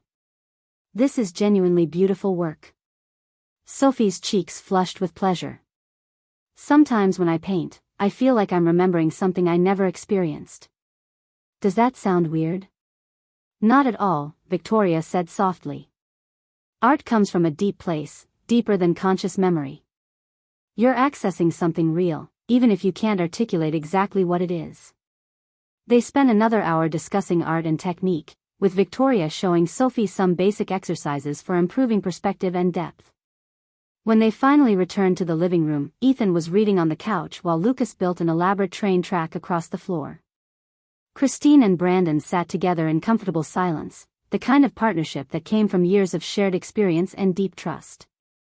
Victoria watched them for a moment, these people who had saved her children, who had loved them unconditionally, who had made space for her and their family without resentment or territorial protection. Christine could have refused to tell Victoria the truth. She could have let Victoria go through the divorce believing she was childless, let Nathan's lies stand, kept the children to herself. Instead, she had chosen truth even though truth was complicated and painful. "Thank you," Victoria said quietly. Christine looked up, understanding immediately what Victoria meant. Not just for telling me. For everything. For raising them. For loving them. For being the mother I couldn't be. Christine stood and crossed to Victoria, pulling her into a fierce hug. There are children, Tori. Yours and mine. We'll figure out how that works. We'll build something new. Family doesn't have to look like what everyone else thinks it should look like. That night, Victoria lay awake in the guest room, listening to the sounds of the house settling around her. Down the hall, her children slept in their beds. In the master bedroom, Christine and Brandon probably weren't sleeping either, probably talking quietly about the massive changes sweeping through their lives. And somewhere in Willowbrook, Nathan was likely also awake, probably panicking about the criminal charges, the frozen assets, the life he had built so carefully crumbling around him. Victoria's phone buzzed with a text from Catherine. The message was brief but significant. DA confirmed exhumation order approved. Gregory Winter's body will be examined next week. Also, Nathan's new lawyer filed motion to dismiss the criminal charges. Hearing scheduled for Friday. You don't have to attend, but the option is there if you want to face him again. Victoria typed back quickly. I'll be there. I want to see his face when the judge denies his motion. 3 dots appeared as Catherine typed. That's my girl. We'll make him regret every lie he ever told you. Friday arrived with unseasonably cold weather, a autumn storm front moving through that made the drive from Cedar Falls to Willowbrook treacherous. Victoria insisted on going alone, despite Christine's offers to accompany her. This was something she needed to do by herself, needed to prove to herself that she could walk back into that courthouse and face Nathan without falling apart. The courtroom was different this time, smaller and more utilitarian. This wasn't family court with Judge Thornton's measured authority. This was criminal court, and the atmosphere was harder, less forgiving. Nathan sat at the defense table with his new attorney, a sharp-faced woman named Caroline Frost who had a reputation for defending white-collar criminals. Nathan looked thinner than Victoria remembered, his expensive suit hanging slightly loose, his face drawn with stress. The judge, a severe man named Douglas Crane, entered and called the proceedings to order. Ms. Frost immediately stood to present her motion to dismiss. Your Honor, the charges against my client are based on circumstantial evidence and the uncorroborated testimony of a disgruntled former employee. Dr. Ashford's nurse, Brenda Caldwell, was fired for cause and has a clear motive to fabricate accusations. The financial records showing payments from my client to Dr. Ashford can be explained as legitimate consulting fees. There is no direct evidence that my client knowingly participated in medical fraud. The assistant district attorney, a young man named Thomas Cho, stood to respond. Your Honor, we have bank records showing $420,000 in payments from the defendant to Dr. Ashford through a shell company. We have testimony from the victim, Mrs. Blackwood, describing how she was told she was sterile despite having given birth to 3 children. We have birth certificates signed by the defendant acknowledging paternity of 2 of those children. We have testimony from a private investigator documenting the defendant's pattern of financial deception. This is not circumstantial evidence. This is a clear pattern of systematic fraud. Judge Crane listened without expression, occasionally making notes. When both sides had finished their arguments, he set down his pen and looked directly at Nathan. Mr. Blackwood, I've reviewed the evidence presented to the grand jury. The charges against you are serious and the evidence appears substantial. Motion to dismiss is denied. This case will proceed to trial. Bail is set at $500,000. You are ordered to surrender your passport and remain within the jurisdiction of this court. Nathan's face went white. Caroline Frost immediately stood. Your Honor, my client is not a flight risk. He has deep ties to the community, a business to run, and no criminal record. Bail of $500,000 is excessive. Your Honor, Thomas Cho interjected, the defendant has demonstrated a pattern of deception spanning multiple years. He has access to offshore accounts and has shown himself willing to go to extraordinary lengths to conceal his activities. The state believes he is absolutely a flight risk, and we actually requested bail of $1 million. $500,000 is already a compromise. Judge Crane was unmoved. Bail stands at $500,000. Mr. Blackwood, you're scheduled for arraignment in 3 weeks. Until then, you will comply with all conditions of your release or you will be remanded to custody. He gavelled the session closed. Victoria watched as Caroline Frost huddled with Nathan, clearly discussing the bail amount and how quickly they could post it. Nathan's eyes scanned the courtroom and landed on Victoria. For a long moment, they stared at each other across the space. Victoria saw fear in his eyes, and anger, and something that might have been disbelief that his carefully constructed plans had unraveled so completely. She stood and walked out of the courtroom without looking back. Catherine met her in the hallway, having watched the proceedings from the gallery. That went well, Kate said with satisfaction. Frost is good, but she can't make evidence disappear. The criminal case is solid. What about the exhumation? Victoria asked. Results should be back within 2 weeks. Thomas Cho is keeping me informed. If they find evidence that Gregory Winters was poisoned or died under suspicious circumstances, they'll add murder charges. At that point, Nathan isn't just looking at fraud charges. He's looking at spending the rest of his life in prison. They walked out of the courthouse together into the cold afternoon. Victoria pulled her coat tighter and looked back at the imposing building. Somewhere inside, Nathan was probably still panicking about bail and the trial and the prison sentence that seemed increasingly inevitable. Victoria felt a strange mixture of emotions. Satisfaction that justice was unfolding. Grief for the years she had lost. Anger at the depth of Nathan's betrayal. But underneath all of that, growing stronger each day, was something else. Relief.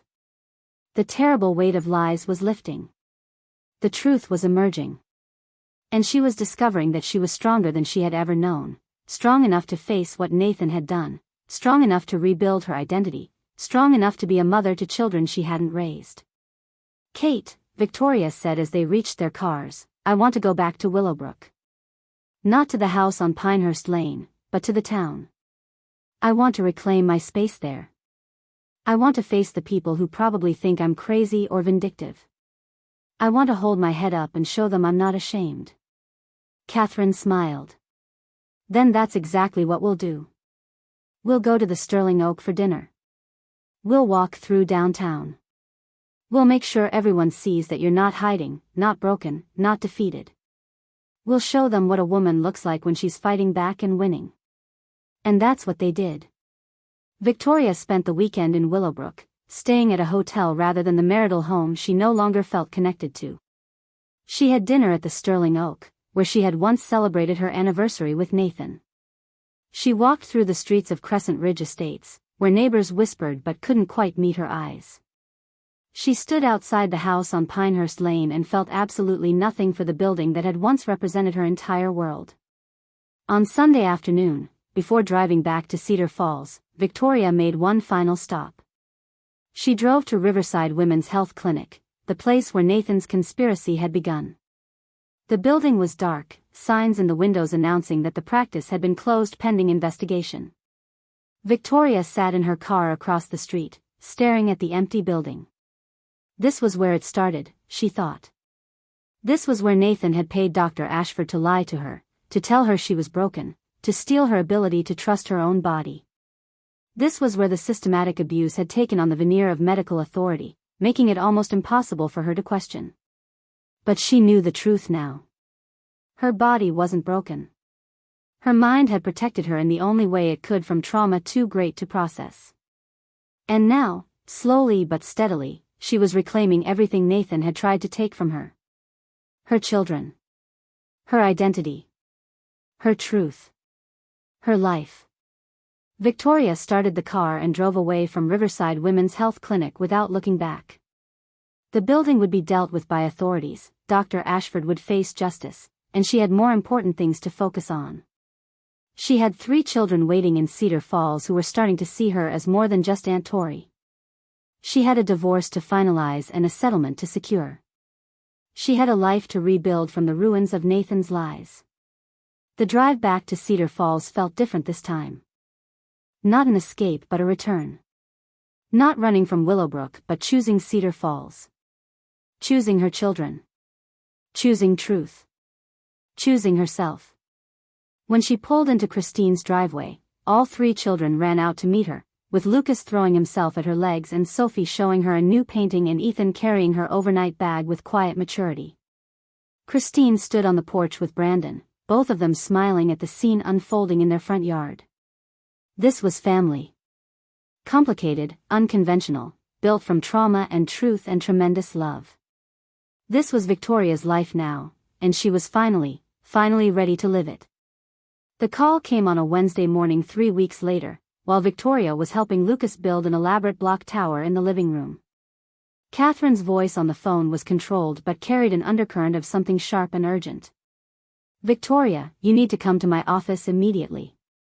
Thomas Cho just contacted me with the autopsy results on Gregory Winters.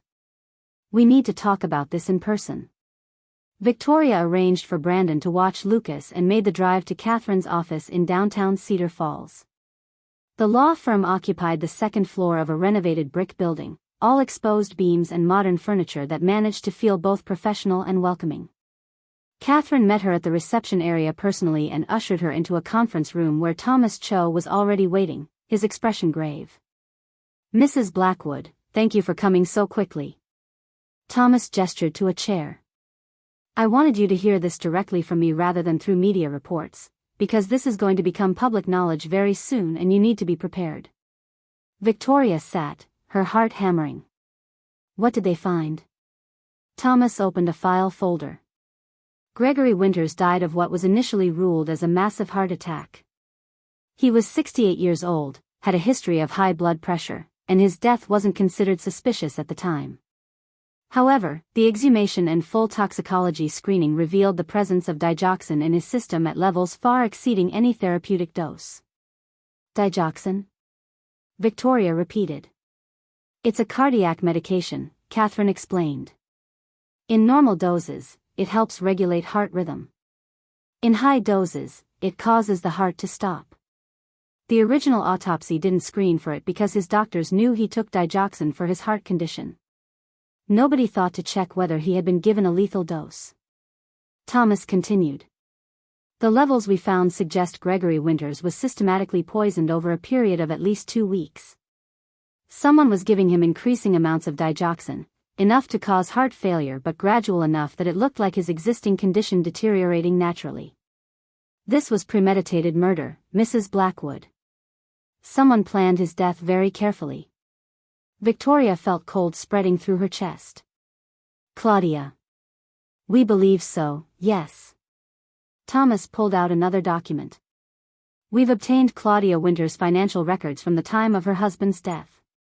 In the month before he died, she made several large cash withdrawals totaling nearly $40,000. We've also obtained phone records showing that she was in contact with Nathan Blackwood during that time period, multiple calls per day, some lasting over an hour. They were planning it together, Victoria said, her voice barely above a whisper. Nathan helped her kill her husband. That's our working theory. Thomas's expression was sympathetic but determined. We don't have direct evidence yet that Nathan participated in the actual poisoning, but the financial records show that within 6 months of Gregory Winters' death, Nathan began making the payments to Dr. Ashford that we've already documented. The timeline suggests that Nathan and Claudia used the life insurance money to fund multiple schemes, including the medical fraud against you and the creation of Nathan's network of shell companies. Catherine leaned forward. Victoria, Thomas, and I have discussed strategy. The DA's office is going to file additional charges against Nathan for conspiracy to commit murder. They're also charging Claudia with first-degree murder. This changes everything about your divorce case as well. A spouse who conspires to murder someone in order to be with their affair partner and access insurance money loses any claim to marital assets or sympathetic treatment from the court. What happens now? Victoria asked. Now we wait for the arrests. Thomas closed his file folder. We're executing arrest warrants this afternoon. Claudia Winters will be taken into custody at her home. Nathan will be arrested at his office. Given the severity of these charges, bail will likely be set in the millions, if it's granted at all. The DA is going to argue that both defendants are flight risks and dangers to the community. Will I have to testify? Victoria's voice was steadier than she felt.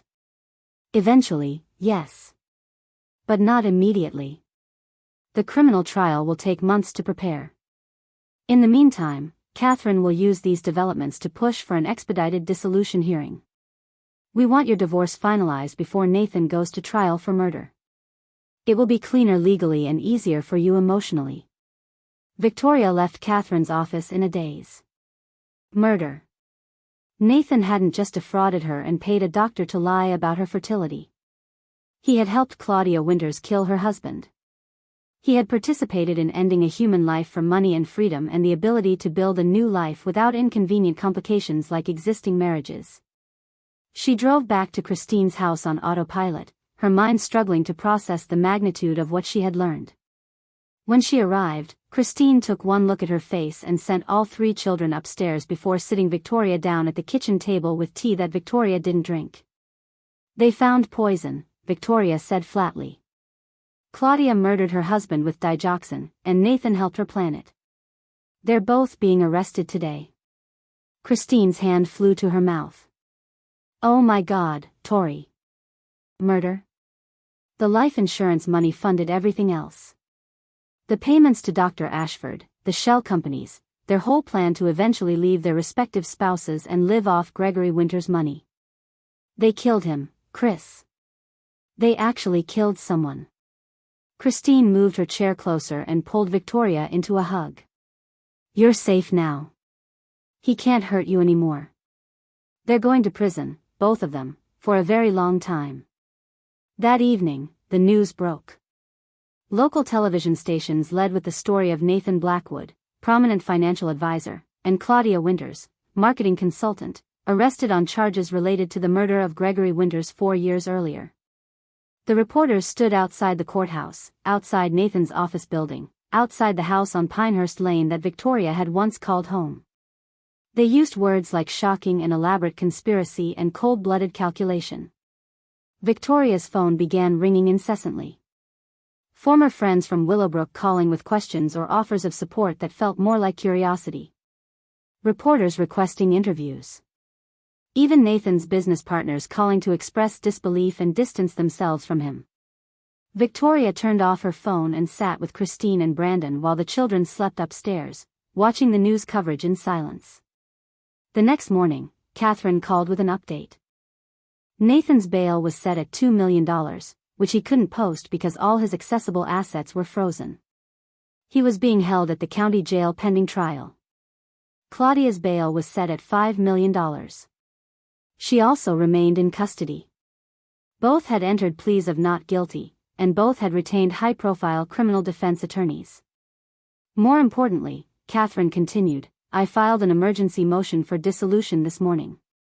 I'm arguing that given the criminal charges and the evidence of Nathan's systematic deception throughout your marriage, the court should grant an immediate divorce without the standard waiting periods. I'm also asking for a settlement that awards you 100% of all marital assets, including the house, all bank accounts, investments, and Nathan's interest in Horizon Capital Management Group. Can they do that? Give me everything? In a case involving criminal fraud and conspiracy to murder? Absolutely. Nathan used marital funds to commit crimes. He hid assets that should have been community property. He systematically abused you psychologically and financially. Any reasonable judge will see that you're entitled to full restitution. Plus, once Nathan is convicted, there will be additional civil penalties. You could end up with more than the marital assets alone. I don't want his blood money, Victoria said quietly. I just want to be done with him. I want my name back. I want to never have to think about him again. Then we'll make that happen. Catherine's voice was firm. We'll structure the settlement to give you everything you're entitled to, set up trusts for the children, and ensure you have the financial security to build whatever life you want. Nathan Blackwood will spend the rest of his life in prison, and you'll spend the rest of yours free. The emergency dissolution hearing was scheduled for 2 weeks later. Judge Thornton had agreed to hear the case given the extraordinary circumstances. Victoria spent those 2 weeks in a strange state of suspended animation, going through the motions of daily life while feeling disconnected from her own body. She helped Sophie with art projects. She read dinosaur books to Lucas. She played chess with Ethan, who was beating her more often than not these days. She attended therapy with Dr. Ramirez twice a week. She existed in the space between her old life and whatever came next. The night before the hearing, Christine found Victoria sitting alone in the backyard long after everyone else had gone to bed. Her sister wrapped a blanket around Victoria's shoulders and sat beside her on the porch steps. "Are you ready for tomorrow?" Christine asked gently. "I don't know if ready is the right word. I'm prepared. I have everything Catherine needs me to say. I've practiced staying calm. But ready? I don't think you can ever be ready to sit in a courtroom and recount how your husband of 11 years systematically destroyed your sense of reality while planning a murder with his mistress. You're stronger than you think, Tori. Look at how far you've come in the past 2 months. You went from believing you were sterile and childless to reclaiming your identity as a mother. You exposed Nathan's fraud. You helped bring 2 murderers to justice. You did that. Not Catherine, not the DA, not Marcus Delaney. You found the hotel key card. You made the choice to investigate. You chose to come here and let me tell you about the children. Every step of the way, you chose courage." Victoria leaned her head on Christine's shoulder. "I couldn't have done any of it without you. You saved my children when I couldn't. You loved them when my brain wouldn't let me. You told me the truth when it would have been easier to keep lying. You're the strongest person I know, Chris." The sisters sat in comfortable silence, watching stars emerge in the darkening sky. Somewhere in Willowbrook, Nathan sat in a jail cell contemplating murder charges and financial ruin. Somewhere in another cell, Claudia Winters probably regretted that the scheme she had constructed so carefully had unraveled so completely. But here in Cedar Falls, in the backyard of a modest home filled with children's laughter and unconditional love, Victoria felt something she hadn't felt in years. She felt safe. The morning of the hearing dawned clear and cold. Victoria dressed carefully in a burgundy suit that Catherine had helped her select, something that conveyed strength and seriousness without being harsh. She drove to Willowbrook with Christine beside her, the landscape passing by in a blur of autumn colors and changing seasons. The courthouse was packed. Word had spread about the hearing, and the gallery was filled with reporters, curious onlookers, and people from both Nathan and Victoria's former social circles. Marcus Delaney was there, sitting in the front row with his ever-present laptop. Thomas Cho was present as well, ready to testify if needed about the criminal case. Dr. Ramirez sat near the back, a quiet supportive presence. Nathan was brought in wearing an orange jumpsuit, his hands cuffed in front of him. The transformation from polished financial advisor to incarcerated defendant was jarring. His hair needed cutting. His face was drawn and pale from weeks without sunlight. His eyes, when they found Victoria across the courtroom, were filled with venom. "All rise," the bailiff announced, and Judge Thornton entered. She took her seat, surveyed the crowded courtroom with a neutral expression, and opened the file before her. "This is an emergency hearing on the matter of Blackwood versus Blackwood, dissolution of marriage. Given the unusual circumstances surrounding this case, including the criminal charges pending against the respondent, I've agreed to expedite these proceedings. Ms. Sterling, you may present your case." Catherine stood with the kind of controlled intensity that Victoria had come to recognize. "Your Honor, this court has already heard testimony about the respondent's fraud regarding fertility records and his concealment of 3 biological children. Since that hearing, additional facts have come to light that demonstrate even more clearly the respondent's pattern of deception and criminal behavior." She pulled out a document. "The district attorney has filed murder conspiracy charges against Nathan Blackwood related to the death of Gregory Winters 4 years ago. The evidence shows that Mr. Blackwood worked with his affair partner, Claudia Winters, to plan and execute the poisoning death of her husband in order to access his life insurance money. That money was then used to fund the various fraudulent schemes Mr. Blackwood perpetrated against my client, including paying Dr. Ashford to falsify medical records." Judge Thornton looked at Nathan with undisguised contempt. Mr. Blackwood, you are charged with conspiracy to commit murder? Nathan's attorney, a different lawyer than Caroline Frost, who had withdrawn from the case entirely, stood quickly. Your Honor, my client maintains his innocence on all criminal charges. Those are allegations, not proven facts, and should not prejudice these dissolution proceedings. Judge Thornton held up her hand. Counselor, your client has been formally charged by a grand jury. That's not merely an allegation. That's a finding by a panel of citizens that probable cause exists to believe your client participated in a murder. I will certainly consider that in my ruling today. She turned back to Catherine. Continue, Ms. Sterling. Catherine called Marcus Delaney to the stand to present the financial evidence. Marcus walked through the shell companies, the hidden accounts, the systematic theft of marital assets. He showed how Nathan had moved $860,000 out of accounts that Victoria should have had access to and funneled that money into a separate life with Claudia Winters. Then Catherine called Victoria to the stand. Victoria walked to the witness box on legs that felt steadier than she expected. She was sworn in and took her seat, looking directly at Judge Thornton rather than at Nathan. Mrs. Blackwood, Catherine began, can you describe what your life was like after receiving the sterility diagnosis from Dr. Ashford? Victoria took a breath. I believed I was broken. I thought my body had failed me and failed my marriage. I grieved for children I thought I would never have. I threw myself into supporting Nathan's career because I thought that was all I could offer him. I made our home perfect.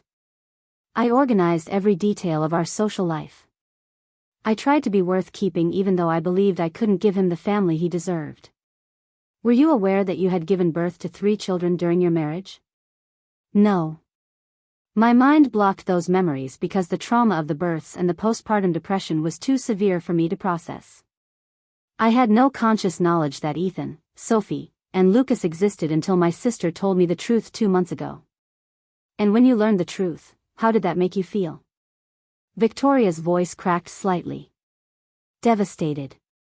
Angry. Grateful. Confused. I had spent 8 years believing I was sterile when my children were alive and growing up. Nathan had signed their birth certificates. He had been present at their births. He knew they existed, and he let me grieve for them anyway.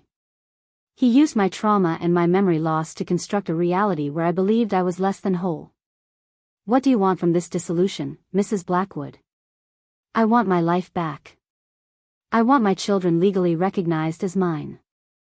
I want financial security so I can be the mother they deserve. And I want my maiden name back.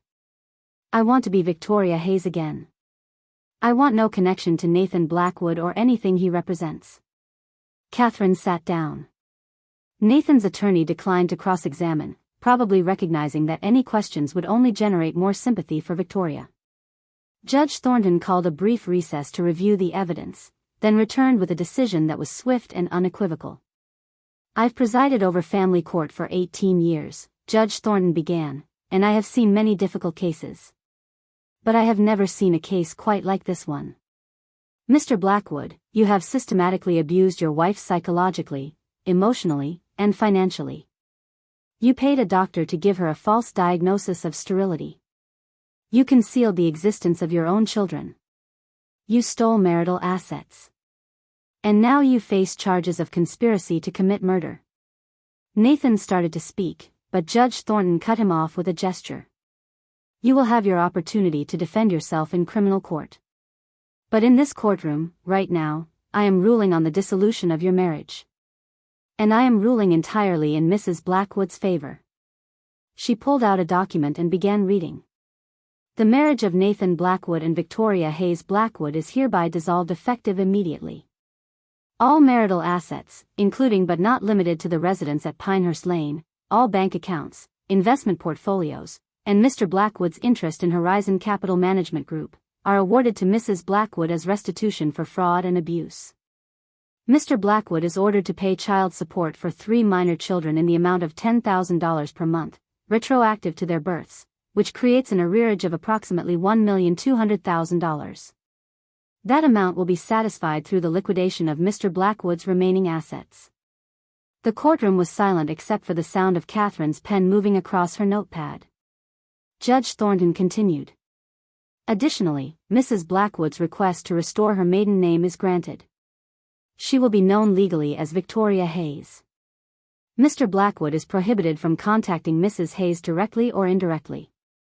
Any communication must go through attorneys. He is further ordered to cooperate fully in establishing legal parentage of the 3 children and in ensuring that all relevant medical and financial records are provided to Mrs. Hayes' attorneys. Judge Thornton set down her papers and looked directly at Nathan. Mr. Blackwood, you came into this courtroom weeks ago arguing that your wife deserved less because she was sterile and childless. You presented false evidence. You lied to this court. You attempted to use your own fraud as the basis for paying less support. I want you to understand that your actions have consequences. You have lost your marriage, your assets, your freedom, and quite possibly the rest of your life. I hope whatever you thought you would gain from all of this was worth it. She turned to Victoria, and her expression softened fractionally. Mrs. Hayes, this court recognizes the tremendous suffering you have endured. You have shown remarkable courage in exposing these crimes and reclaiming your truth. I wish you and your children all the best as you build your new life. She gavelled. The session closed. Victoria sat perfectly still for a moment, letting the reality sink in. It was over. She was divorced. She had her name back. She had legal recognition of her children. She had financial security. And Nathan had nothing. Catherine's hand on her shoulder brought her back to the present. We won, Kate said quietly. On every single point, we won. Victoria stood and walked out of the courtroom without looking at Nathan. In the hallway, Christine was waiting with tears streaming down her face. They embraced while reporters shouted questions that Victoria ignored. Marcus Delaney gave her a thumbs up. Thomas Cho nodded with professional satisfaction. Dr. Ramirez caught her eye and smiled. Outside the courthouse, Victoria stood on the steps and took a deep breath of autumn air. The sun was shining despite the cold. The world looked brighter somehow, colors more vivid, sounds more clear. She pulled out her phone and sent a text to the group chat with Christine and Brandon. It's done. I'm Victoria Hayes again. And I'm coming home to our children. The response was immediate. Christine sent a string of heart emojis. Brandon sent a simple message saying the kids were making a celebration dinner. Sophie sent a photo of a painting she had made showing a woman with wings flying above clouds. Victoria stared at that painting for a long moment. That was what this felt like. Flying. Soaring. Finally free of the weight that had been pressing her down for so long. Catherine joined her on the courthouse steps. Where to now? Her lawyer asked. Home, Victoria said. Cedar Falls. My sister's house. My children. That's home now. They walked to their cars together, and Victoria drove away from Willowbrook for what she knew would be the last time in a long while. The house on Pinehurst Lane would need to be sold. Nathan's assets would need to be liquidated. Legal details would need to be finalized. But those were problems for another day. Today, Victoria Hayes was driving home to 3 children who were learning to call her something more than Aunt Tori. She was driving toward a future she would build on her own terms, with her own truth, free from lies and manipulation and the crushing weight of Nathan Blackwood's cruelty. The road stretched ahead, and for the first time in 11 years, Victoria knew exactly where she was going. 6 months had passed since Judge Thornton dissolved the marriage, and Victoria stood in the kitchen of her new home watching spring sunlight pour through windows she had chosen herself. The house was smaller than the Tudor on Pinehurst Lane, a comfortable ranch-style property just 2 blocks from Christine and Brandon. She had picked it specifically for the large backyard where Lucas could dig for pretend dinosaur bones and the finished basement that Sophie had immediately claimed as her art studio. The sale of the Willowbrook house had finalized last month, adding to the financial security that Victoria was still learning to trust. Catherine had been right about the settlement. Between the liquidation of Nathan's assets, the retroactive child support, and the compensation for years of fraud, Victoria had more money than she had ever imagined possessing. She had set up education trusts for all 3 children, donated a substantial amount to organizations supporting domestic abuse survivors, and still had enough left to live comfortably without ever needing to depend on anyone again. Nathan's trial was scheduled to begin in 3 weeks. Thomas Cho had kept Victoria informed of the developments. The evidence against Nathan and Claudia was overwhelming. Forensic accountants had traced every dollar. Phone records documented their conspiracy. Medical experts would testify about the digoxin poisoning. Brenda Caldwell would explain the medical fraud. The prosecution was confident of conviction on multiple counts including conspiracy to commit murder, fraud, and falsifying medical records. Nathan was looking at a minimum of 25 years in prison, possibly life.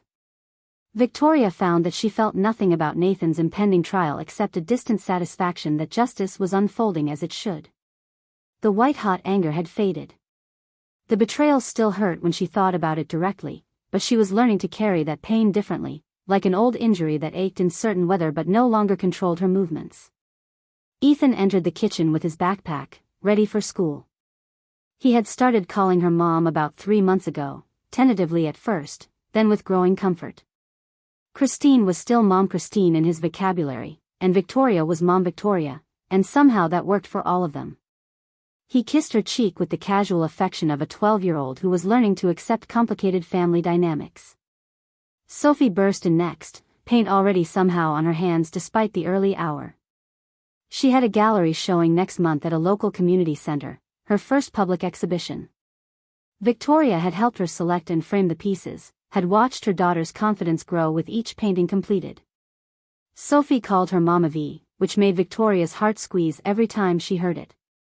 Lucas was last, dragging his dinosaur backpack and chattering about the field trip to the Natural History Museum scheduled for today. He had accepted Victoria's presence in his life with the easy adaptability of a 6-year-old who knew he was loved by multiple adults and saw no reason to question the arrangement. He called her Mommy Torai, and when he hugged her goodbye, Victoria felt grateful for the second chance she had been given to know her children. After the school bus departed, Victoria returned to the kitchen table where her laptop sat open. She had started writing, tentatively at first, about her experience with dissociative amnesia and recovered memory. Dr. Ramirez had suggested that documenting her journey might help other women who had experienced similar trauma, and Victoria had discovered that she had things to say about survival and truth and the complicated process of rebuilding an identity that had been systematically dismantled. A publishing contact Catherine had connected her with was interested in the memoir. "They want your story," the agent had said on their last call. "Not just the sensational parts about the murder and the fraud, but the human parts. How you survived. How you reclaimed yourself. How you built something new from the ruins of lies." Victoria typed slowly, finding words for experiences that still felt raw. She wrote about the hotel key card, about the lipstick-stained shirt that had never existed but that represented all the evidence she should have seen earlier. She wrote about standing in the courtroom watching Nathan try to use her supposed sterility against her.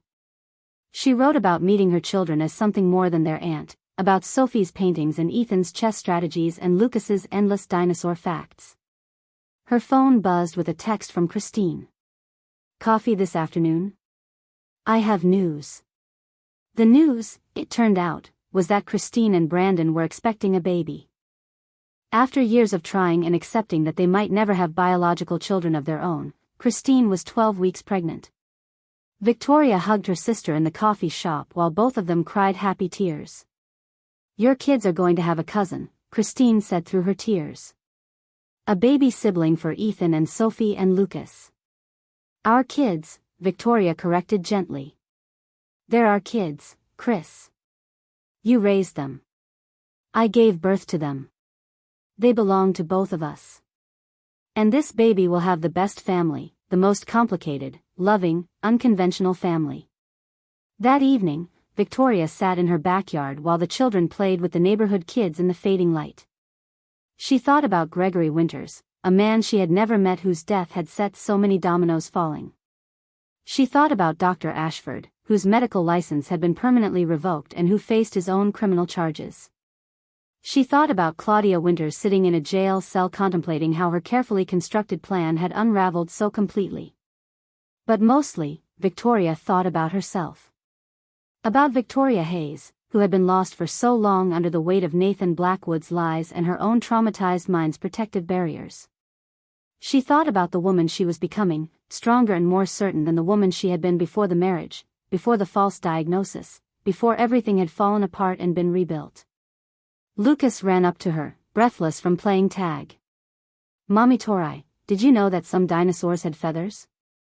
Can we get a book about feathered dinosaurs?" Victoria pulled him into her lap. "We can absolutely get a book about feathered dinosaurs. We'll go to the library tomorrow after school." Sophie joined them, settling on the grass beside Victoria's chair. "I finished another painting today. It's called 3 Moms. It shows you and Mom Christine and me, all painting together." "I would love to see it," Victoria said softly. Ethan was last to join them, sitting cross-legged on the grass. "Mom Victoria," he said carefully, "I was thinking. When the trial happens, are you going to have to go?" "Probably," Victoria answered honestly. "But I'll be okay. We'll all be okay." "Good," Ethan said simply. "Because we need you here." Victoria looked at her 3 children in the golden evening light and felt the weight of those words. They needed her. Not the version of herself she had pretended to be for Nathan, not the perfect wife who organized events and managed households and believed herself broken. They needed the real Victoria Hayes, complicated and healing and learning to be a mother to children she had given birth to but hadn't raised. The sun set over Cedar Falls, painting the sky in shades of orange and purple. Inside the house, Victoria's manuscript waited to be finished, pages of truth ready to be shared with the world. In Willowbrook, Nathan sat in a cell awaiting trial for crimes that would define the rest of his life. And here in this backyard, in this moment, Victoria Hayes was exactly where she belonged. Home with her children, building a future on foundations of truth instead of lies, free at last from the shadows of deception that had haunted her for so long. She was no longer the woman who had signed those divorce papers in silence. She was no longer the woman who had believed herself sterile while her children grew 3 hours away. She was Victoria Hayes, mother of 3, survivor, writer, and author of her own story. And that story, finally, was hers to tell. Up next, you've got 2 more standout stories right on your screen. If this one hit the mark, you won't want to pass these up. Just click and check them out.